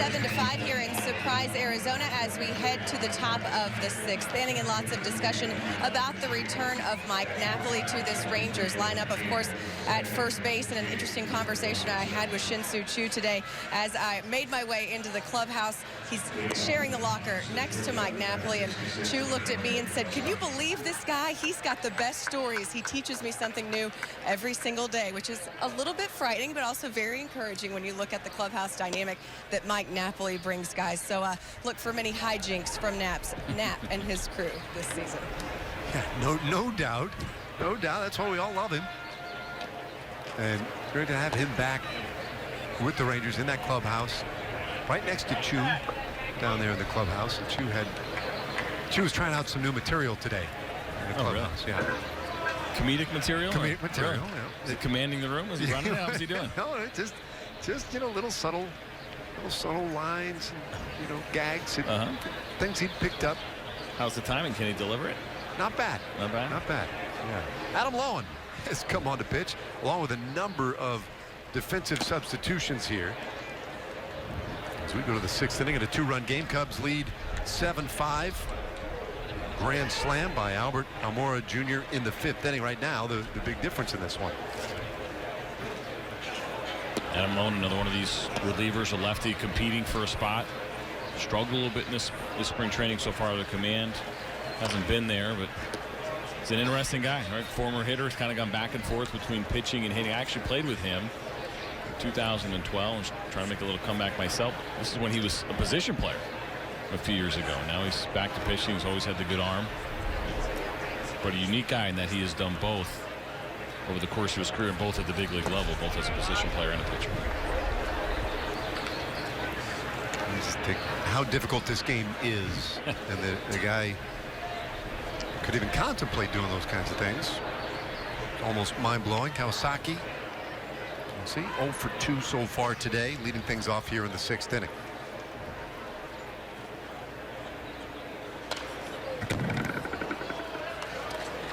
Lowen was on the Canadian roster for the World Baseball Classic, but then removed himself from the roster when he was signed by the Rangers. He's faced 11 batters so far this spring, 8 of whom have reached base.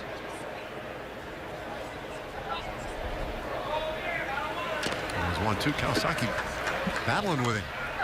Well, Adam Lowen's a perfect example of what we talked about earlier, right? Guys that, yeah, they'd love to go back and play for their home countries, and so in the case of Adam Lowen, to go back and play for Team Canada in the WBC, but this spring training is too important for him. It's too important that he has a strong showing and does it the entire spring training, and does it in front of the coaches in the front office and everybody else that's going to be making decisions for this roster. There's 1-2, just misses. Lowen last year played 8 games for the Diamondbacks, pitched in 8 games, and spent the better part of the season in Reno.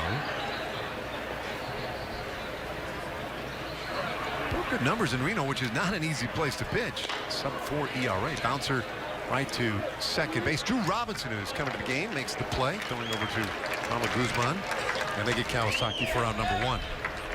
You're absolutely right. Anytime you see a pitcher who's pitching in the Pacific Coast League to begin with, right? 2 AAA leagues. You have the International League and the Pacific Coast League, and then the PCL is just a much better hitters league. You just got to take those numbers with a grain of salt, both offensively and on the pitching side as well. So you look at it, okay, well, what a 3.9 is it kind of average? Well, the PCL 3.9 ERA is pretty good. You're doing a pretty good job. Absolutely, yeah. You're pitching at altitude pretty much every game. And then no home runs allowed either. That, it's just really impressive. 46 innings pitched for him last year in AAA, and not a single home run allowed. That's near impossible to do in the PCL. To be honest with you, I almost think it's a typo. You see something like really? that. Because honestly, that's on Baseball Reference, not me. It really almost can't be possible. I mean, even if you played, I'm trying to think where the best place to pitch would be in the PCL, but regardless, you're going to end up throwing an inning in Albuquerque where the wind's blowing at 70 miles an hour and you're near altitude, or Colorado Springs or Salt Lake City, or I mean, it is a Vegas. nightmare. And Vegas is pretty good. Albuquerque for me, listen, I played everywhere, hit every park everywhere in the world, the minor league parks, all of them. Albuquerque is the worst place to pitch on the planet. It's the most difficult place to pitch by far. The ball just absolutely flies out. Beautiful park, Fun place to go, but not a fun place to pitch. Baez now on a whole 0-2. Javier Baez, 1 hit in 3 at-bats so far today. Cubs with 10 hits as a team.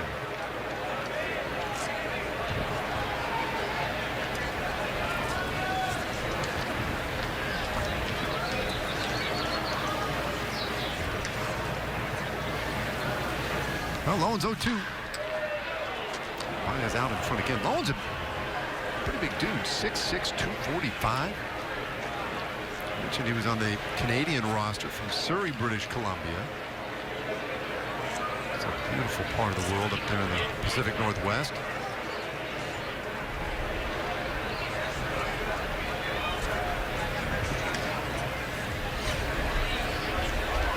Yeah, those numbers more and more as I look at them, those are ridiculous.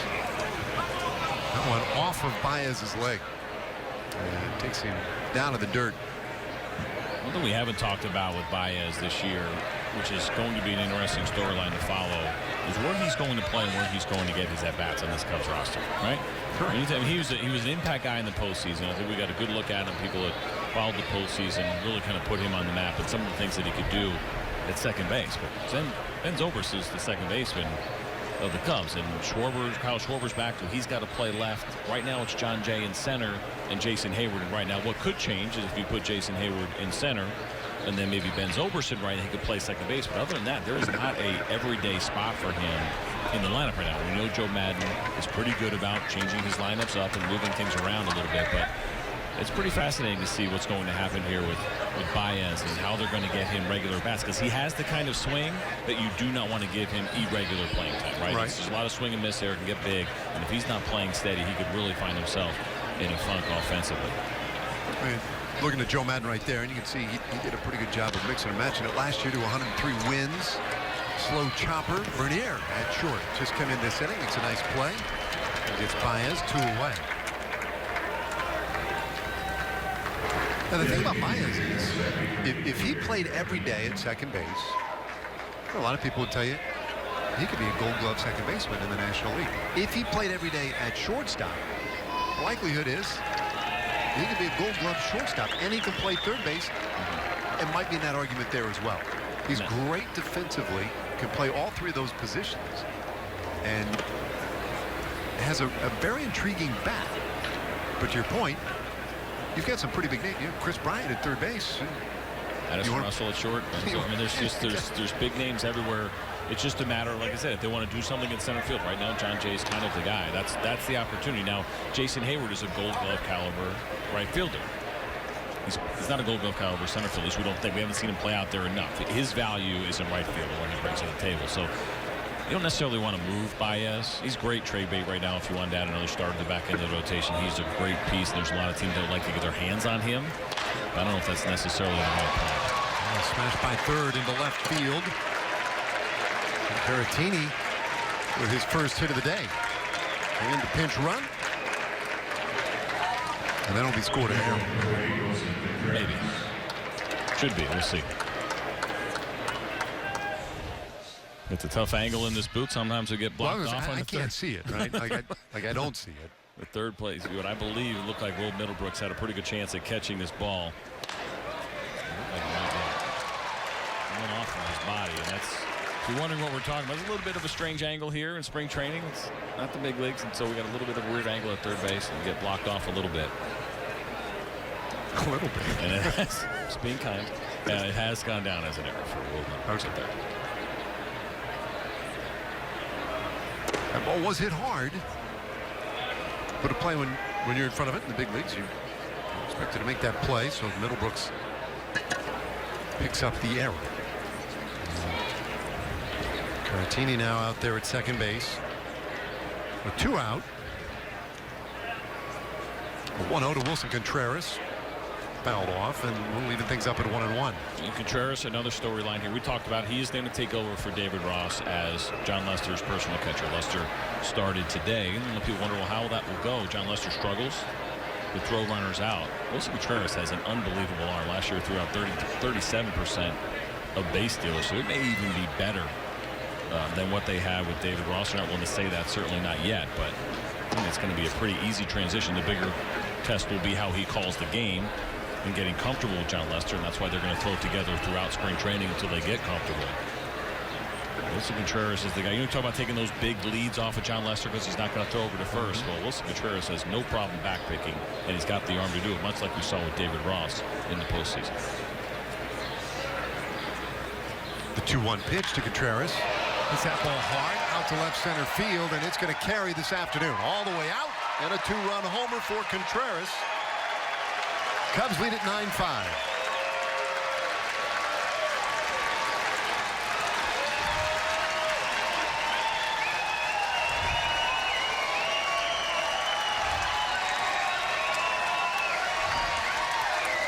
And Cubs fans, they would be cheering if this were a home game.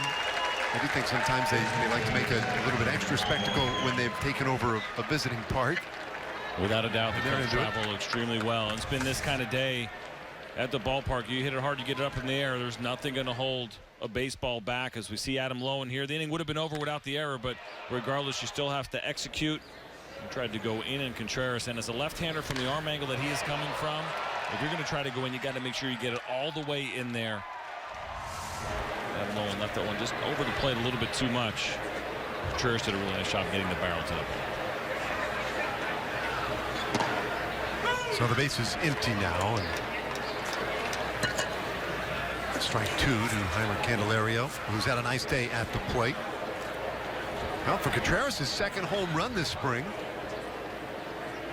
So all the excitement about what he may be able to contribute defensively. He's done a nice job offensively as well. And Candelario takes a really tough one off his foot or lower leg. It looks like that was just above the foot.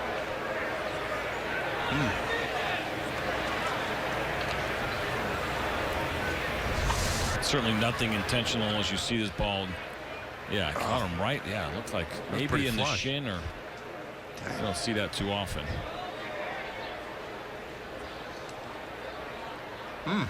Just above the ankle or shin. That's a tough spot to take a baseball off of, coming from a pitcher.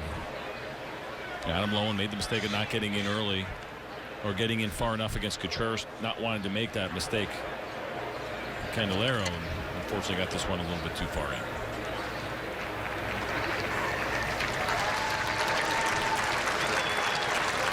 Able to get up and walk off on his own power, but he is done. And will be lifted for the pinch runner. Elliott Soto will take over at first. But it's good to see him walk off like that. That one, that thing was, it was his front foot, right? So he put his foot down. His weight looked like it kind of transferred. And when you're stuck in there nice and solid like that, that hurts that much worse. So a tough exit for him, and a tough exit as well for Adam Loewen. He is done. 2 runs surrendered, responsible for the man at first. We'll be back with a new pitcher in a moment. This week, they've got the most powerful tool ever.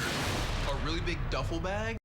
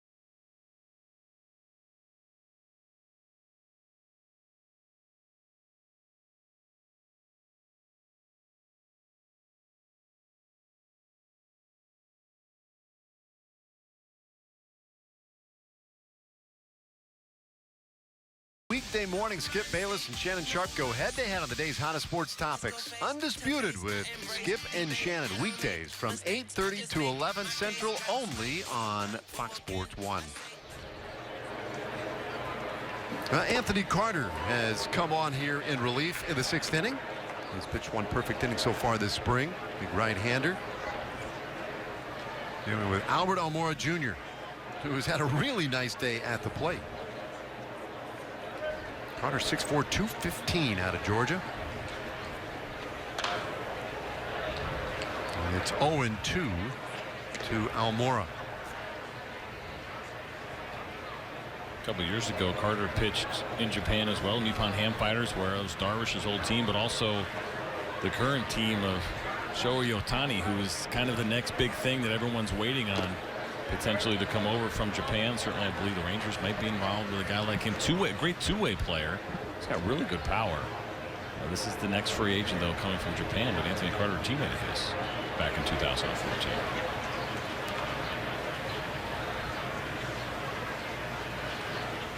Out of Almora here, 1-2. Oh, gets him with a breaking ball. So got Almora looking, and that ends the inning. So on to face one hitter, and he's done. We go to the bottom of the 6th. Cubs lead by 4.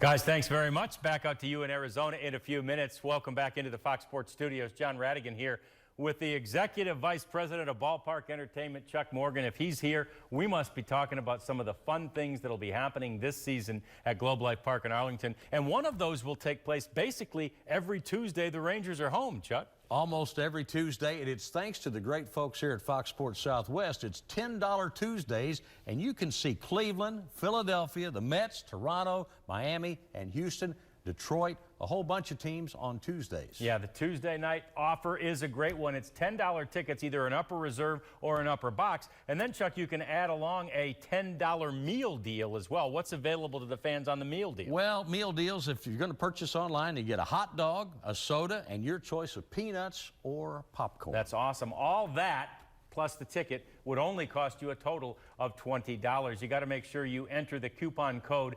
FSSW10 when you go to TexasRangers.com, and that's how you can take advantage of these $10 Tuesdays. And like you said, Chuck, there's some great opponents that the fans would have a chance to see then. Some of the teams that not come to the ballpark very much, like Miami and Philadelphia and the Mets, so big year. Awesome stuff. We appreciate it. That's great stuff, Chuck, and we look forward to a great season of Rangers baseball at Globe Life Park in Arlington and right here on Fox. You want tickets? Go to TexasRangers.com. Well, it has been a fun day out here. A lot of offense for fans who like to see the scoring. Full house out here at Billy Packer Field, Surprise Stadium. Now, if you still want tickets to opening day, we suggest something. A 10-game plan offers opening day free. 6 different plans available, starting at just $180. Go to TexasRangers.com/10-game plan to buy yours today. That's a pretty good deal. Alec Mills on for the Cubs. Acquired from the Royals just about a month ago. Last year made his big league debut with Kansas City, but he spent most of the year in the minors. Drafted in 2012 by the Royals, a 22nd round pick. And so Alec Mills is the 7th pitcher of the day, I believe, for Chicago.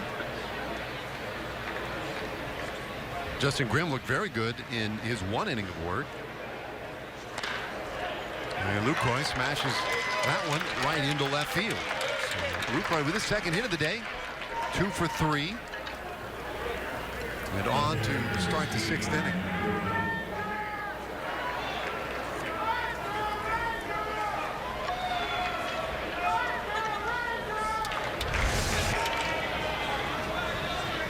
See this fastball two-seamer trying to get it down and away, runs back out over the plate, or even could have been a 4. A lot of times you get around that pitch or get under it. It'll sail back over the plate. Missed location, but not missed by Jonathan Lucroy. So now Rua, and he takes ball 1. Rua 1 for 2, but RBIs both at bats. He drove on a run in the second inning on a ground out to third. And then that went sharply into left field to bring in a run home in the third inning. Mills carves off the corner there to make it 1-1. Well, Rua, big contributor last season. Comes in a very advantageous spot this year for the Rangers. Rua, 258 with 8 home runs, 22 driven in, used all over the diamond.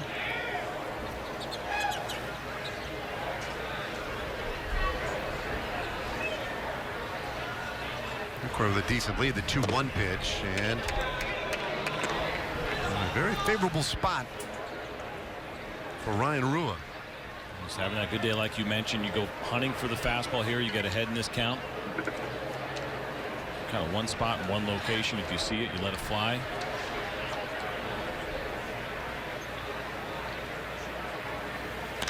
Mills left it over the plate. That one hammered down the right field line, slicing toward the corner and foul. Long strike. Makes it a full count.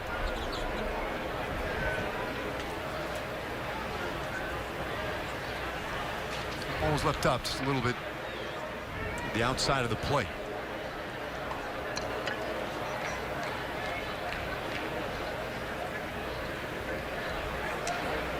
Well, Mills mentioned spent most of the year last year in the minor leagues, went 5-5 with a .322 earned run average in 24 games. Primarily a starter, pitched 1 game in relief. He was at AA Northwest Arkansas and AAA Omaha, and there's a full count pitch. Take it for strike 3. So Rua frustrated with the way that one ended. He's the first down of the 6th inning. Credit Alec Mills here for a well-located fastball right on the outside corner. Borderline tough pitch, not much Ryan Rua could do with that one.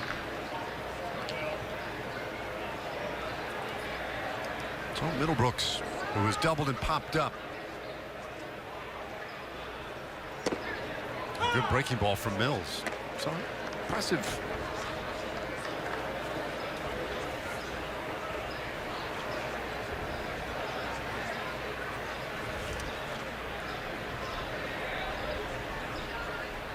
Rangers led this one at one point 5-3. Cubs have scored 6 unanswered. They take a very large lead, and now Middlebrooks puts one down into that left field corner. Lucroy run a little bit. He'll stop at third. Another double, second of the day for Middlebrooks. So absolutely productive. Very good day for Middlebrooks. You see that one there, same thing, trying to go down and away. Ball ends up staying out over the plate. Will Middlebrooks does a nice job pulling this ball down the line. Plenty of room there. Like you said, good day for him. A little bit of a slow start to spring training, but a couple of doubles today. Certainly some good news for Will Middlebrooks. And so his day is done.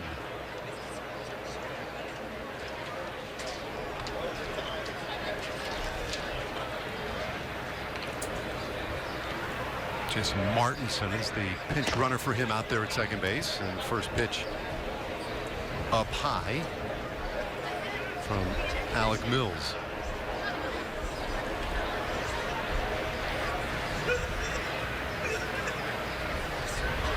So here come in defensively. Now his first at bat of the day.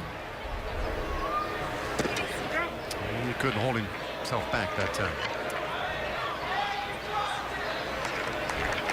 Panu's been an interesting guy. 15 seasons has spent at the minor leagues. 10 of those at AAA. He's a guy that's hung in there. Good athlete, middle infielder. Hard time breaking through and sticking in the big leagues. Lines one sharply to first, but pulled down out of the air for the second out of the inning. That stinks. Get a seed. Have it taken away.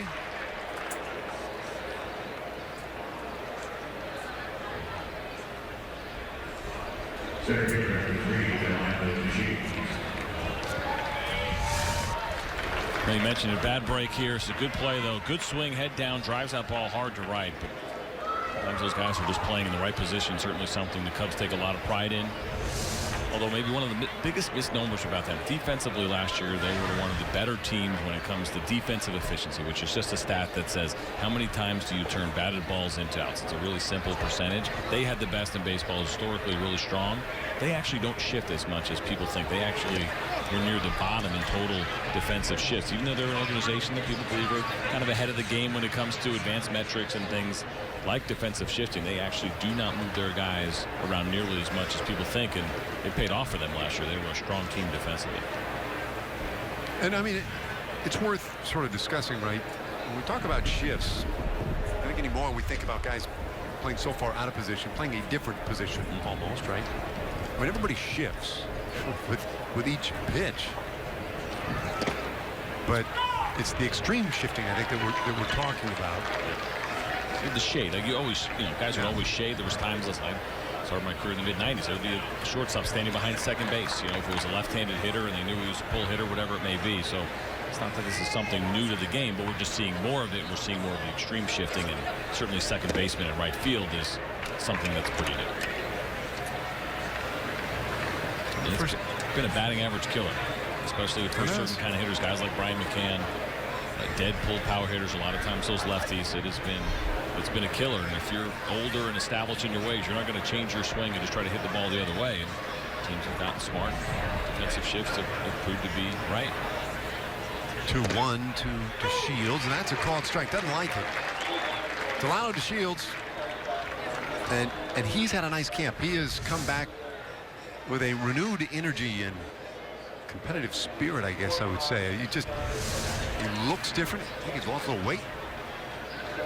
And he's done a nice job already with 3 stolen bases in 3 attempts. So he's been on the bases and been off and running when he's gotten there. Such a big part of the success in 2015 for this team. His production up at the top of the order, and he strikes out looking here to end what was a mini threat in that 6th inning by the Rangers. They leave 2 in scoring position, currently trail the Cubs 5-4.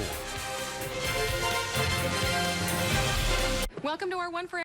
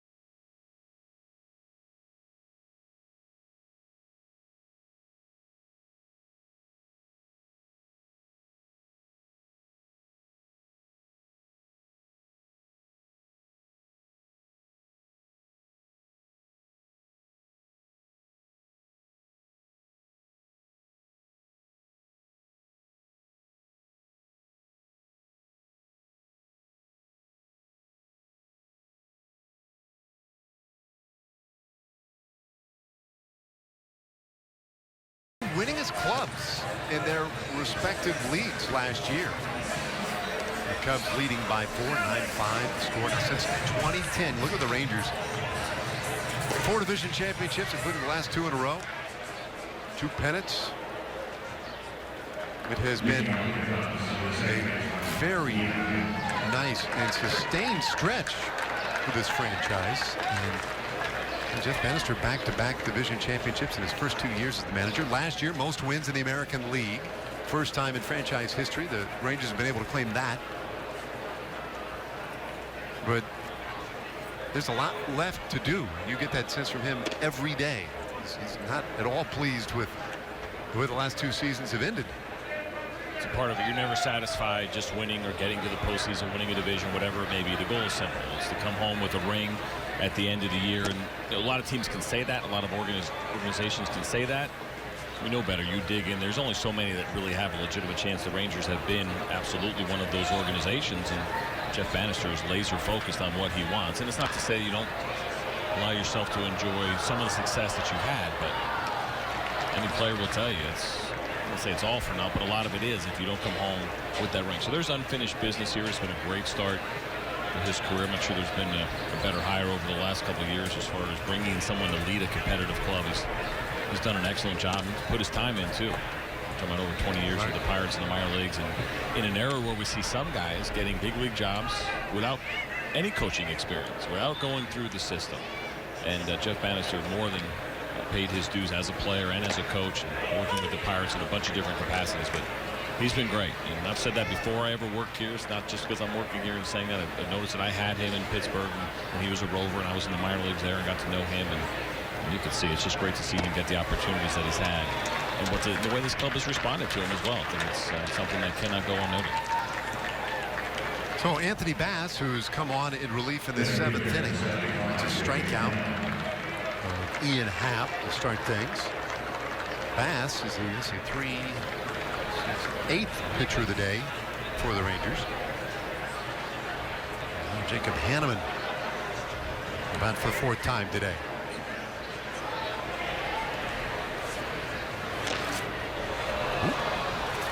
That one hurt. I don't keep track. I don't write this stuff down on my box. So there's been a lot of guys on the ground today. There have been. It seems like there's been a pretty good number. Foul balls hit by pitches. Wilson Contreras with the blocked pitch that got him in the spot you don't like to get hit with the baseball, but you see it here. And you throw a good hard fastball in, a slider, whatever it may be, you're going to get a lot of this where guys, because they're more aggressive than they've ever been, hitters, right? So they'll go for those pitches in off the plate a little bit. And see a lot of those foul balls. Well, you have big training staffs this time of year down here at spring training, and they're going to be busy after this. Both sides. Plenty of work.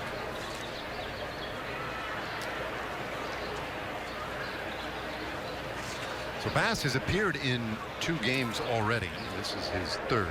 He's thrown 3 innings. As this one ripped at right field. Base hit for Hanneman. Very aggressive turn, but he'll be content with a single.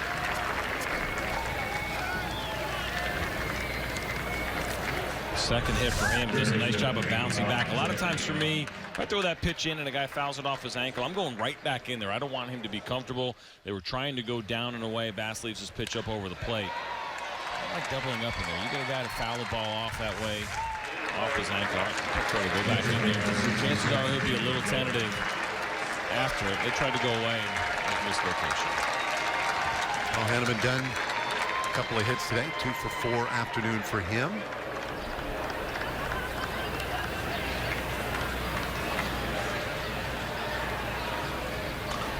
Now Young getting a 4th at bat. He's 1 for 3.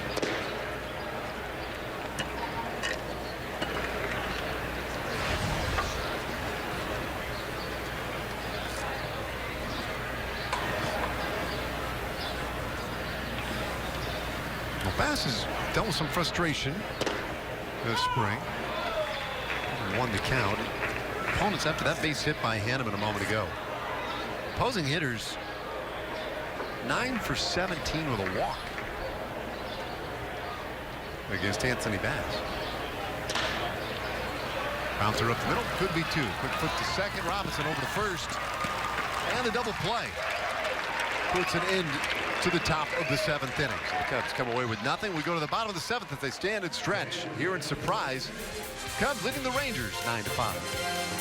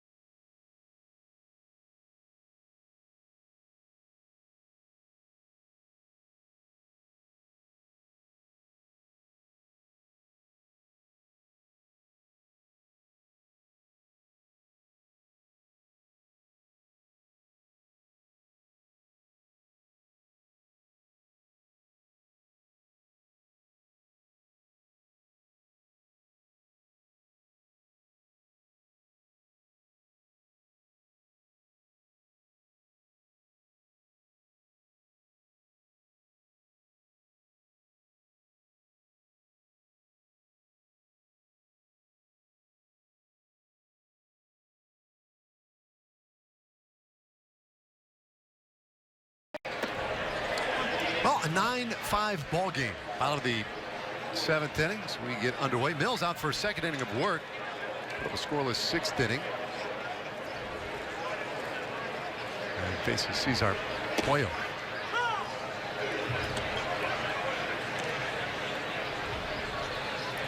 Pollo is pinch run today. He's also flied out to right field. 2nd at bat of the day. Count goes to 1-2. Well, Mills, a couple of strikeouts in the 6th inning, including Delano DeShields looking to end whatever threat the Rangers thought they might be building in that 6th inning. A single and a double in the inning by Luke Roy and Middlebrooks to put guys in scoring position. And Doug Bernier with a line out to Dominguez at first base. Really nice defensive play, and then the strikeout looking. And another strikeout. This one starts the 7th as Pollo goes down swinging. So Alec Mills looked pretty good. Looks sharp. Breaking ball has been good. He's used it well. Velocity's been good. Command has been kind of locked in. A couple of base hits as he's allowed. He's done a good job pitching around him, making an impression here on Joe Madden. So Travis Snyder now, his first at bat today, came in defensively last inning and lifts this one high in the air out into left center field. And then that one tracked down right there in center field by John Andriola.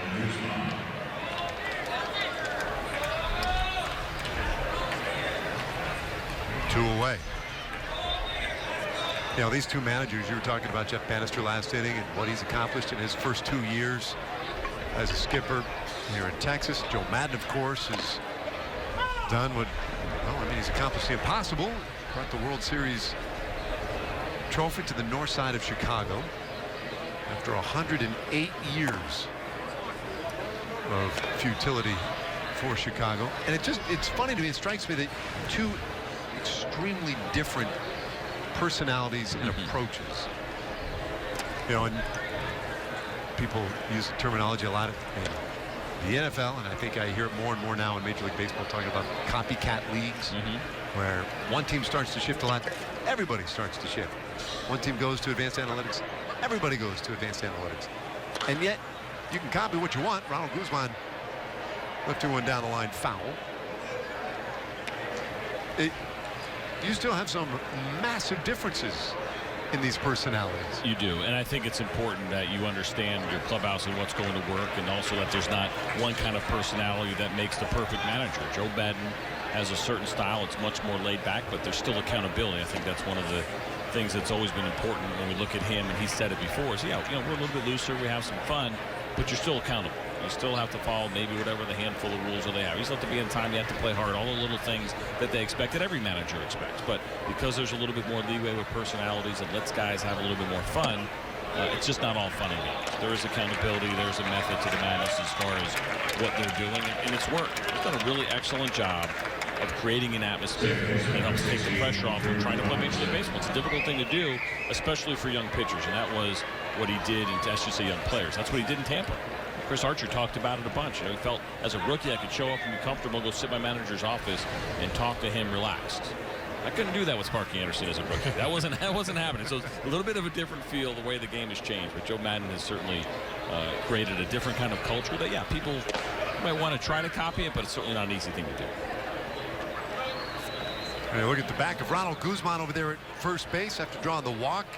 And for people who come down to spring training and they, you know, part of the fun for them is to get a glimpse of the future. Take a glimpse. Ronald Guzman down there at first base, because it's a guy who I think a lot is invested, at least emotionally or philosophically, in his development. He's going to be a good one. That's a big kid.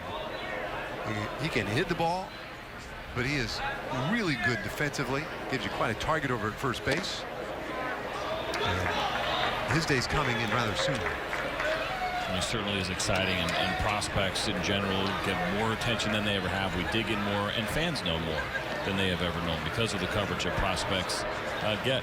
Just 22 years old. You mentioned the size. I mean, he's a big kid. He's exciting to watch and see what he has done so far over the course of his career.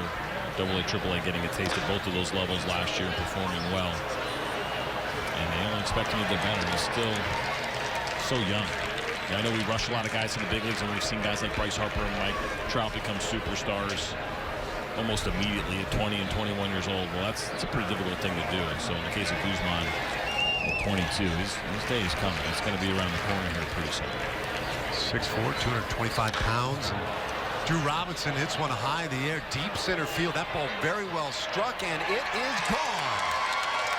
Two-run shot for Robinson. He gets the Rangers back in this thing. Talking about guys to keep an eye on, Drew Robinson is the guy who is kind of stolen some of the headlines recently, and a lot of the attention is the guy who's become more and more a legitimate candidate to be on that 25-man roster opening day for his versatility and for stuff like that. There has been some power in his game. 41 home runs over the last couple of years in the minor leagues, and tell you what, off the bat it sounded good, but I didn't think he got all of it, but he got enough of it, certainly, as you see this thing travel out to center field. He has shown good power over the course of his career. Played a little bit of winter ball this past year, 60 at bats in Dominican and Venezuela. Struggled a little bit against that pitching, but you know, there's positives and negatives to what you see in winter ball. It doesn't matter. You come here, you got a bad winter ball, you come here and do great, nobody cares. And certainly, like you said, he has become an interesting guy. You know, there's a lot of pop, a lot of versatility, and you'll see there's a spot for him on this team. It makes it a two-run game, and now Lucroy lays off a close one. 1-2 the count to the Rangers catcher, who has 2 hits and 3 tries so far today. And so far, very big spring for Drew Robinson. Now Lucroy going the other way. Locked up the right fielder there for a moment. Great recovery to make the catch and in the inning. Wow. Trying to get on the highlight film. My goodness. Rangers get a couple back. 9-7 to go to the 8th.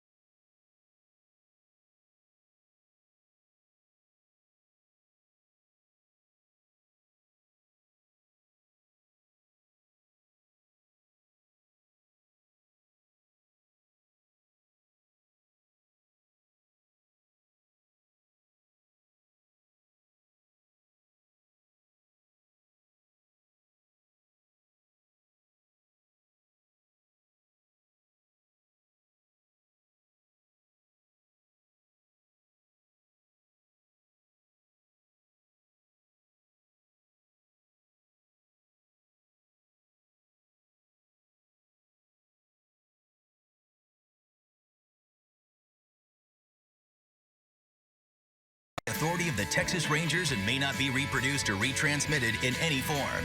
And the accounts and descriptions of this game may not be disseminated without the express written consent of Rangers Baseball, LLC. Top 8 here in Surprise. The Rangers trailing the Cubs by a score of 9-7, and pleased to be joined by today's starting catcher and catcher for Team USA in the World Baseball Classic, Jonathan Lucroy. Jonathan, first of all, congratulations. What is this honor like to represent your country? It's obviously great. I mean, I think anytime you get a chance to put that jersey on with the USA across the front of it, I think it's a privilege and an honor. So I'm going to enjoy it. It's going to be a lot of fun, and I'm really looking forward to it. This is your last outing before you head to Miami. How did things change for you this offseason, factoring in the time that the World Baseball Classic was going to take? They didn't really change. I mean, I kind of went about my business the same way. I think the spring training is really for the pitchers, getting them ready. I think hitters and catchers and position players in general are just we have a little easier in terms of our timetable. So, you know, I was able to accelerate. You saw today I was in there, try to get that last AB, just trying to caught a lot more innings today. So just wanted to kind of accelerate, you know, what I was doing. So I was able to prepare myself for a 9-inning ball game here coming up next week. For you to be in camp this season with this team, an entire camp, an entire season, what kind of advantage do you think that will be for you? It'll be great. I mean, anytime you go and you're talking about a playoff environment right out of the gates, you know, so you're talking about, I think the game against Dominicans already sold out. So, you know, it's going to be crazy. And I know a lot of guys are looking forward to it. I am. And we're all pretty excited about, you know, being part of something bigger than ourselves, I think. For you, when you work with a pitching staff, obviously a handful of spots, 2 or 3 spots in this rotation already set, but then there's, you know, guys trying to get the back end of the rotation spots. What does that do for you as a catcher? How do you try to assist them in that process, each one of them individually? You know, really just getting to know them, getting to know their stuff, what their ball does. Every pitcher's ball does different things. You know, they're moving different ways, cutting different ways, but just try to communicate, talk to them. I mean, it's spring training for everyone, so everyone's, you know, working on a lot of things, so especially pitchers. But really, it comes down to communication and actually catching them. And then finally, one more thing, back to the World Baseball Classic. What do you anticipate, a different type of field than Major League Baseball? What do you think the differences are between those two? You know, very similar, but still very different sets of circumstances. Well, I mean, you're out there playing. You're playing for your country. You're playing with guys that you play against all year, and you're going straight into a playoff environment. So regular season, I'll have to say it's not really the same thing. It's a little different, but a little more sense of urgency. It's definitely a playoff-type atmosphere. So it's a playoff-type atmosphere with guys you never play with, you play against. So it's a very unique experience, but it's something that I fully enjoyed last time. Well, congratulations once again on the honor. We appreciate it, and best of luck. Thank you. We'll see you next time. Guys, back up to you. Thanks, Emily. Just in time for a round the horn double play. 5-4-3. Boy, Jimenez is the man who started the inning with a base hit, but he's promptly erased, and Anthony Bass got a big double play in the 7th inning, and it's another one here in the 8th.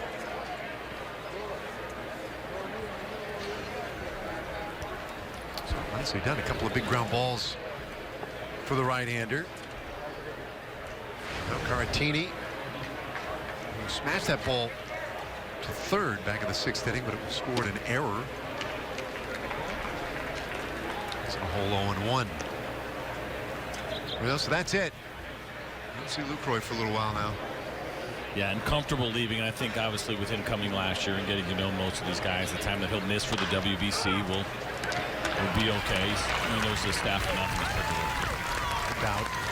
Nice play by Ronald Guzman. It completes a very tidy inning for Anthony Bass. We go to the bottom of the 8th. Rangers down by 2. Can you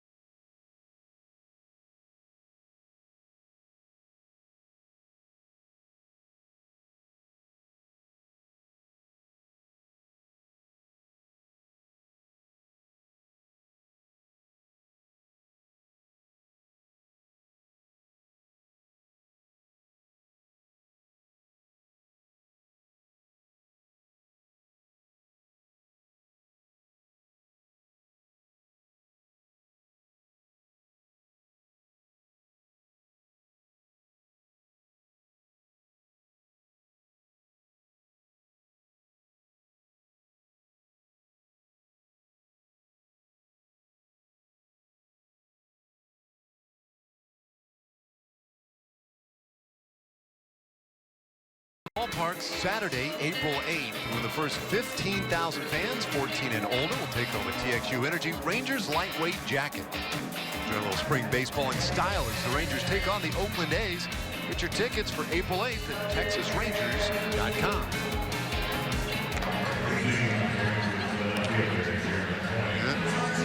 Dad and son talk a little ball on the hill.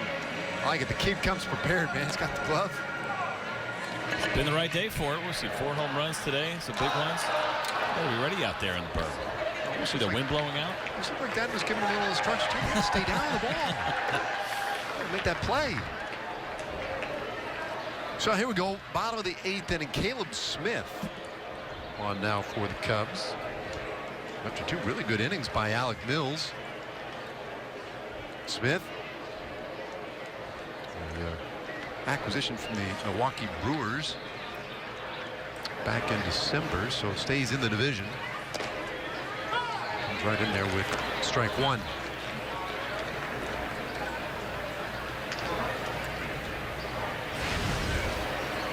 Hoying getting his first at bat of the afternoon. And he's quickly in a hole 0-2. So, man, just find your way to home plate. Next thing you know, it's no 2 count.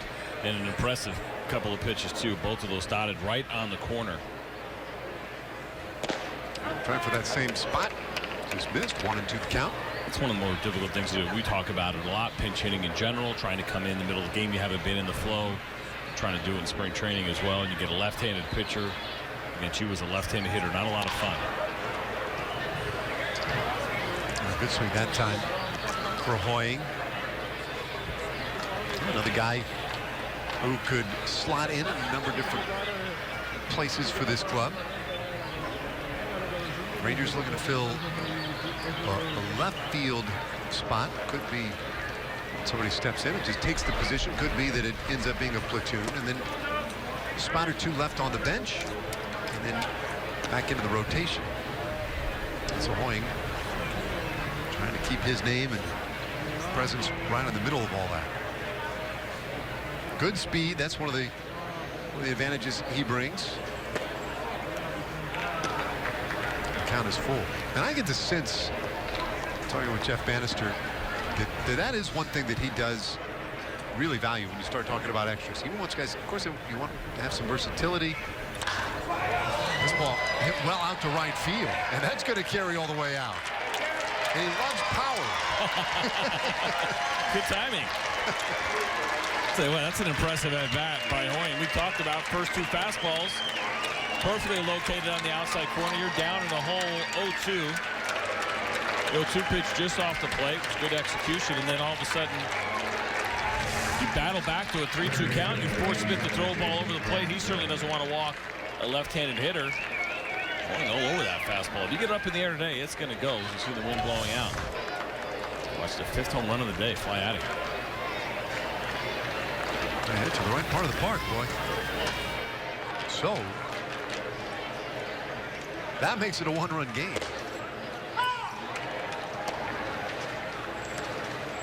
Smith comes right back. Strike 1. Going after the strike zone aggressively, and that is part of the price you pay. This ball belted out to left field, and that one's going to go. Another round tripper. This game is tied on the home run by Jason Martinson.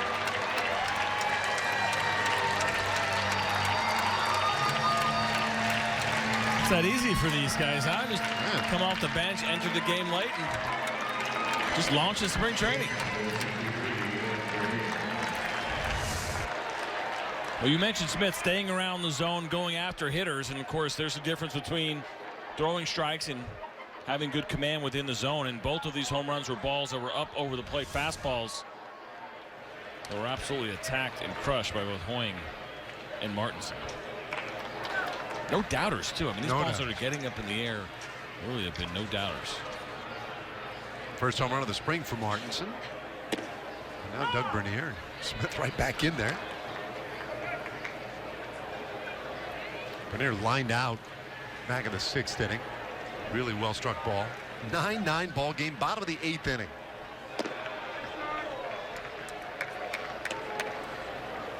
So Caleb Smith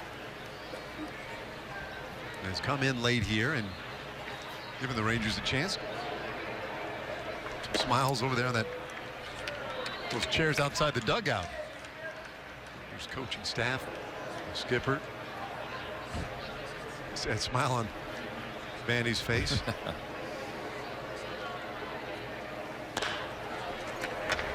Chopper left side of the infield. And cut off nicely for the first out of the inning.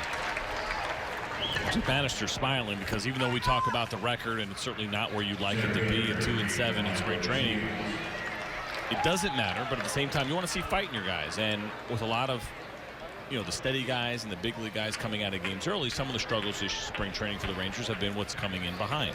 And the pitcher's not getting it done, and that's cost them a lot of these games. And so when he sees these guys that are trying to battle or at least make an impression before they head to minor league camp, you get excited when you see some depth and you see some guys that are coming out to play and getting after it and not just kind of throwing in the towel or throwing away and the bat. He absolutely loves to see those back-to-back home runs.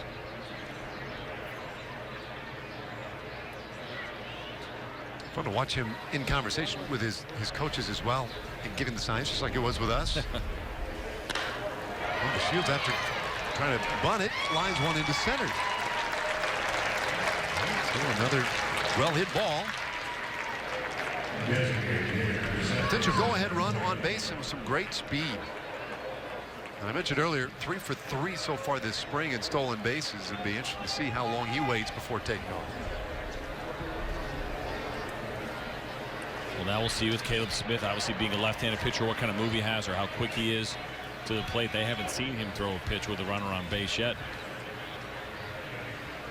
Tie game. And I believe the Shields could be aggressive. That's something you don't see every day. That was a pretty nice little move. The look toward the plate. No, the foot first slide back to first base. Right? I mean, he's usually a step and a dive for a base runner. Delino just slid back feet first on a pickoff attempt. That's what we're used to seeing right there. Right. Dive hands first. Like old school. It was almost hard to call it a slide. Yes. Feet first like into the back.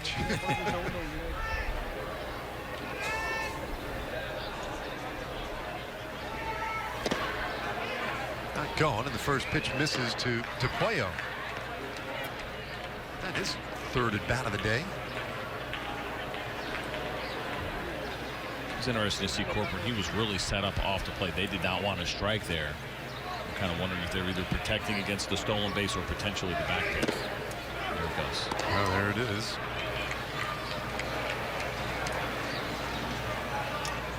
Former Ranger Carlos Corcoran now in camp with the Cubs. Boy, great guy. So many backstops the last handful of years that have come through here. They're all just tremendous guys. I think of guys like Bobby Wilson. Those guys who had an impact. It was just great conversations and great teammates along the way. And Carlos Corcoran right there in that group. Going to see him catch it on with the Cubs. Puello chases. It's 2-1.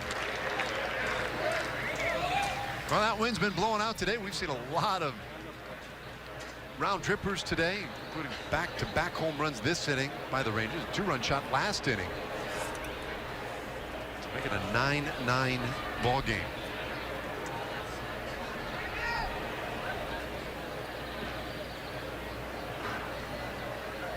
Two 1 from Smith.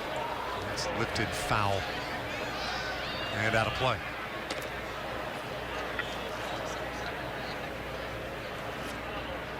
Caleb Smith, mentioned, acquired from Milwaukee in December, but originally selected by the Yankees back in 2013. 14th round pick. Last year spent the year at AAA Trenton, where he pitched to a 3.96 ERA. Good lead for Delino. And the 2-2. Got him looking. Puello is the second out of the inning. Smith did a good job there after a couple of home runs and then the base hit, but Delino to Shields. He was obviously concerned about him. The throws over to first base, fell behind 2-0. A very nice job of executing some pitches down the stretch here, 2 away, and then painting that one down and in. A lot of times you get the great base runners like the Shields, a distraction for a left-handed pitcher, any pitcher for that matter. A lot of times they end up making some mistakes.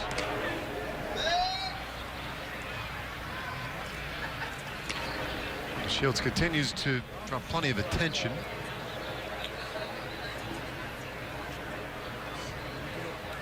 Snyder, the hitter, 0 for 1, fly out to center field in the 7th inning.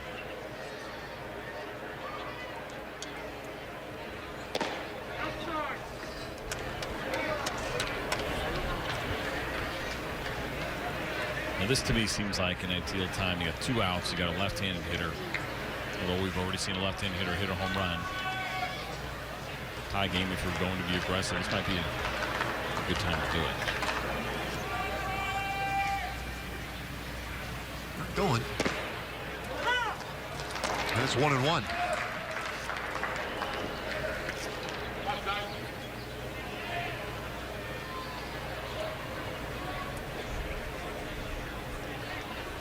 So Smith knocked around for a couple of round trippers. He's probably thrown as many over to first as he has to the plate.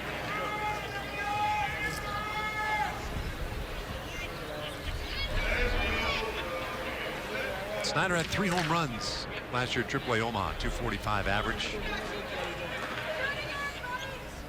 Just shy of 300 at bats for the year at AAA. And hits this one into left field. That will drop base hit. And the Shields drops anchor at second base. So now the potential go-ahead run in scoring position. Well, that was the one he was stealing on, but obviously with 1 strike already, Travis Snyder's not going to let that ball go by. He hit hard enough where DeShields still was unable to get to third base, but the timing was right. He probably would have had that bag stolen too. It was a good jump.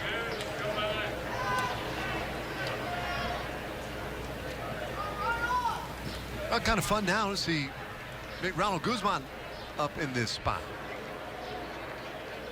Guzman is yet to really lock in on his many assumed to be his power tool. I think that will be coming. Oftentimes that's the last piece of the development for guys, but last year Frisco, Guzman with 15 home runs, comes up empty here, and it's 0-2. You look at the size of him and you automatically assume power, but you're right, it takes a while to develop it, get comfortable with your swing. We see so many guys nowadays in the big leagues that sell out just for the power. That's why the strikeouts are so high. I was going to get away with that at the minor league level. And this one lifted to center field. Really is back, has room though, and makes the catch in front of that 400 marker, and it ends the inning. But the Rangers have made it a game again. Power game is a big part of the attack today. First it was Hoying, and then it was Martinson. It's a tie game going to the ninth.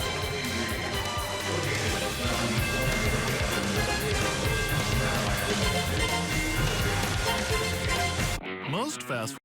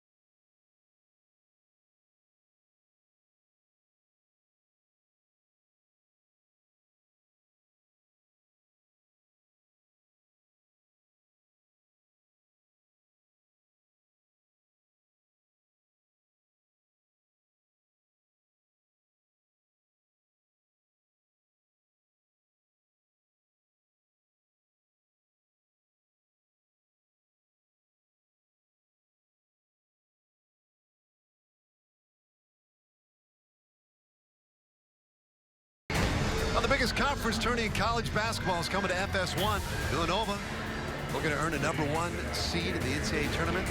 Against a bevy of teams looking to steal the Big East title and fight their way into March Madness. The Big East tournament live from Madison Square Garden starting Wednesday only on FS1. Still the classic conference tourney right there. 9-9 ball game as we go to the 9th. And Dario Alvarez is in for the Rangers. He'll face the heart of the order here at 3, 4, and 5, although the lineup has turned over several times. You see the numbers last year for Alvarez. 5.06 ERA in 26 games. The big one, his ability to get those swings and misses, the strikeouts, and not walk guys. You don't see lefties that do that very often. Did a great job. Struggled with some of the lefties last year when he got over here and then went 5 for 14. But when you see those kinds of strikeout numbers, 13 strikeouts in his 11 innings to just 2 walks, you take that every time from a left-hander. That's going to play over the long term. 1-1 the count. Carlos Corcoran, the former Ranger, first at bat of the day for Corcoran.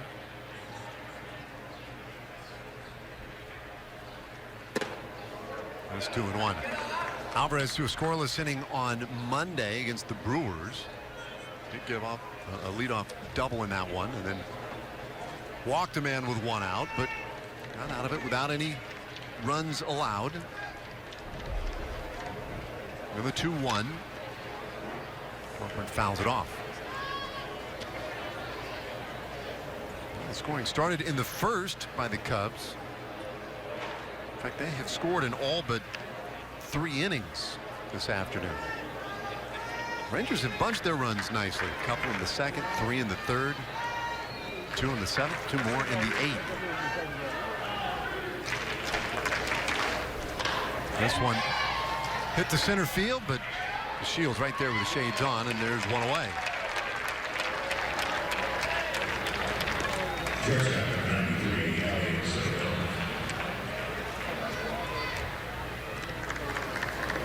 And that'll bring up Soto. He's been in the game now at shortstop for a handful of innings.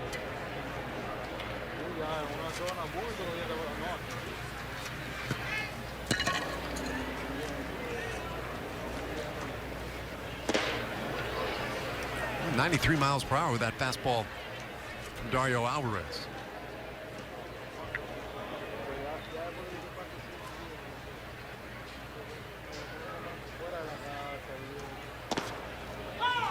Snapped in there. So 1-1 the count. Dario Alvarez, 28 years old now, out of the Dominican. Came over in a 3-player trade with Atlanta.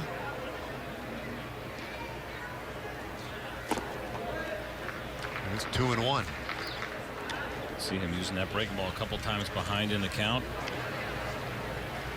Another asset to have, but he's been impressive. I mean, that's a lot of big league time for a 28-year-old. Seems like, we talk about this all the time. Some lefties taking a little bit longer to develop, but it does seem like, this may be his time to really start to step up, take on a bigger role, and maybe see the higher games pitch in the higher innings. It seems like he's about ready for it. 1 shot foul, and it's 2-2. When the Rangers picked him up last year, and he joined the big club, the thought was, well, maybe he could really be a lift from that left side. But his handful of outings with the Rangers just didn't go well. 10 appearances and had an ERA of 7.71, and they were tough. There's obviously a lot there to work with. The 2-2 is outside, full count.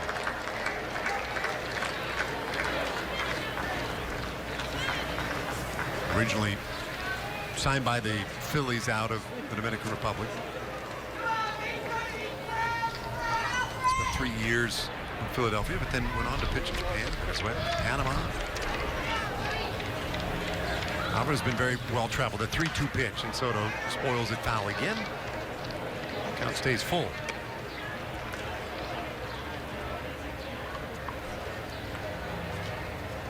Soto just 5'9". You don't see every day anymore in the bigs. We still got Altuve by a couple of inches. Several.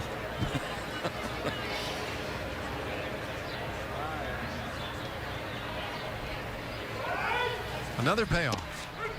And that strike 3 call. So Soto down looking. 2 gone in the 9th inning. Alvarez seemed absolutely bent on using that break ball in that spot. We saw one earlier, 3-2, goes back to it again, 3-2. Ends up splitting the plate, almost as if Soto was looking for a fastball. Surprised that he would see 2 of these in a row. Catches the outer third. That's a good-looking 3-2 pitch. All right, here's Dominguez now, and he takes a strike from Alvarez.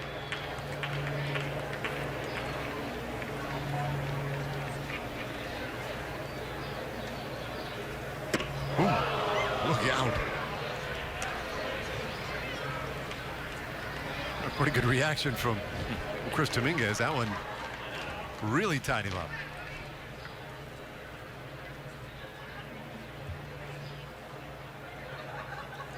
That one got him. So Dario was intent on coming in and just got a little too far that time and puts the potential go-ahead run on base.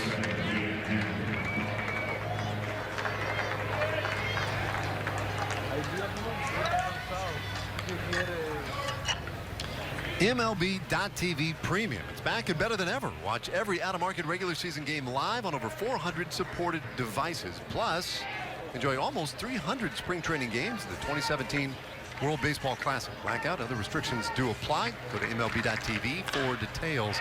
Bouncer up the middle. Hangs off the mound and nicely handled out there by Bernier and Robinson to end the inning. So now the Rangers with a chance to win it in the bottom of the ninth.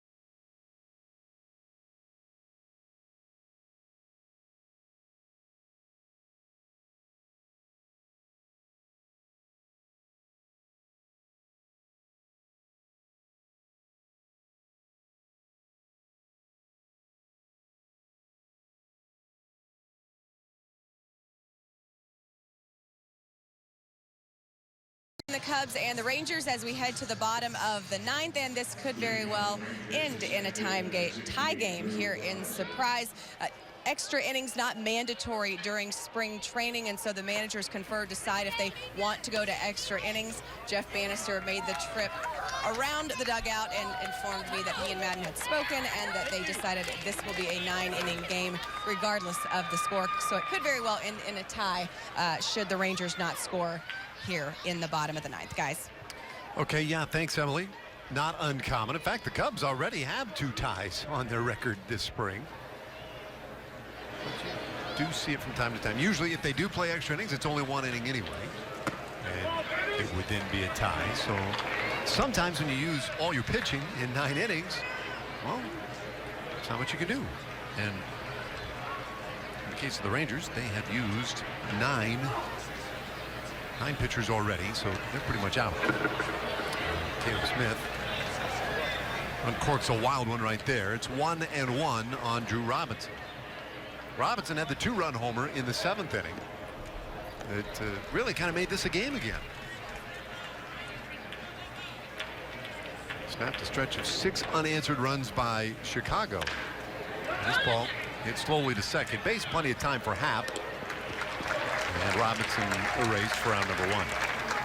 Yeah, it's not ideal. Spring training, Listen, you'd love to see a winner at the end of the day, but this is all about getting ready for the season, protecting your arms, not trying to stretch it out too much. And we've seen a couple of mid-inning pitching changes as well. Right? So that tells you start kind of tapping into your depth a little bit earlier than you probably want to. And it's always in the best interest, because what you don't want to do is put a pitcher out there and not have anybody else behind him after that. Right? And the guys start to struggle a little bit. Can't handle that. Well, that ball hit well by Brett Hayes and all the way to the fence.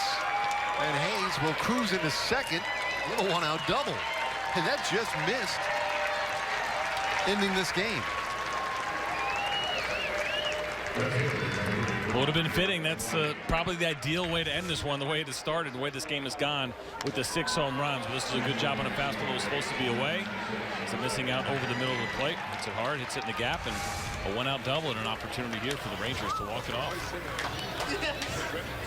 Great swing by Hayes, and now he's lifted. Another pinch runner. Scramble for the paperwork to let you know that that is Isaiah Kiner Falefa. So he is the new runner. There you go. Now Hoying, he homered in the 8th inning to get it to a 1-run deficit. And that home run came off Caleb Smith.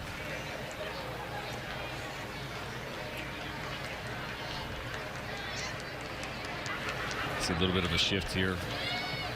The Cubs putting the second baseman in the outfield grass with left-handed hitter up.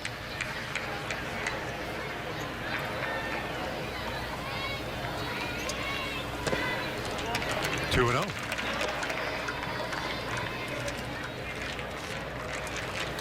Of course, you don't need a home run here. You just need a well-placed ball in the outfield. The man at second base. Oh, make it 2 and 1.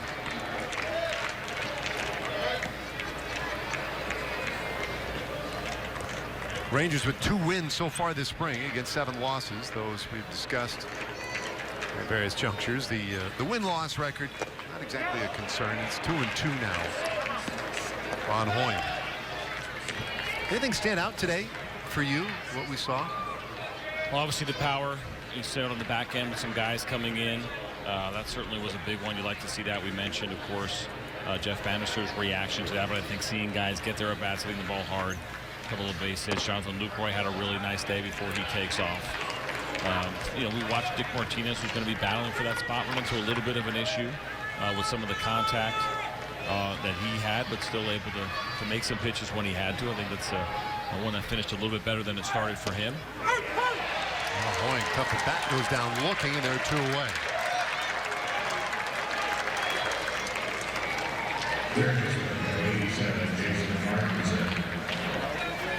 The big thing was that we saw so many of the starters and guys that we expect to be out there on opening day, taking their at-bats, staying in the game, quality at-bats from the offense. Hard contact against John Lester, a good lefty. I think that was certainly a positive sign for this offense, and one that's expected to score runs and be strong during the season. But guys are starting to kind of get in the flow a little bit. Sam Dyson, a perfect inning today with a strike. Look out. It's Martinson. That hurt. Ooh.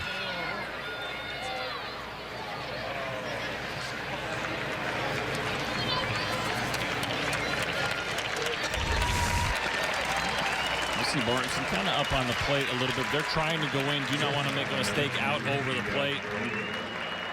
Catches him right in the hip. Not ideal spring training. Everyone trying to stay healthy, trying to make an impression. That hurt a little bit. That's a bump away for the day to end for you. Home run last inning.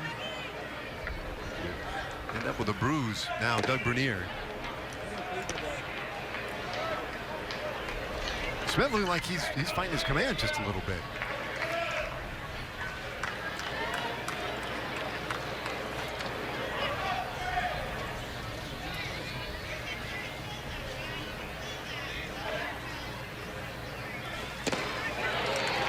One and one.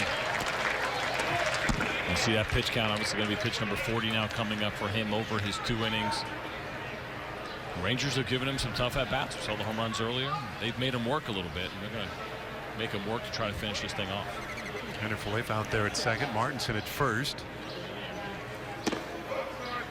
That's 2-1. Well, Bernier can extend the inning. Lano DeShields would be next, waiting in the on-deck circle.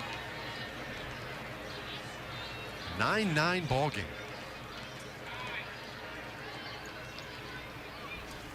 And it's 2-2. And that's one Bernier would love to have back and have another shot at. You saw the swing.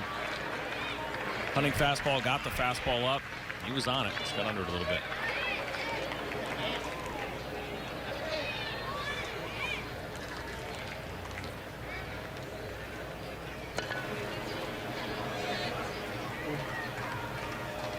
First and second. 2 outs, 2 strikes here. The last of the 9th inning. And that ball hit to the right side. Putting down the line, foul ground. And in and out of the glove of Zagunis. You see the reaction there from Zagunis. You know he should have caught that ball. They had a long way to go, but it's certainly a catchable ball and one that you expect your right fielder to make. He got locked up on a ball a couple innings ago out there. A tough day.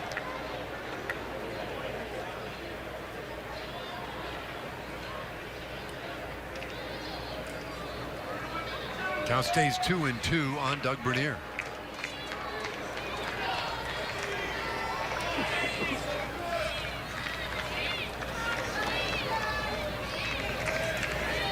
We had a sellout crowd today. It's thinned down a little bit here as the afternoon has worn on.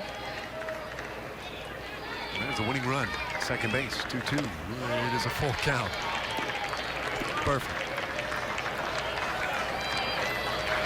So they'll be off to the races.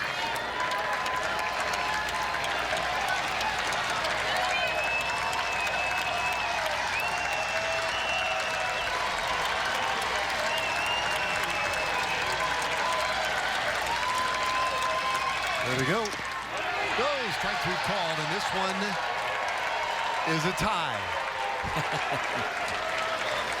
That's a bummer.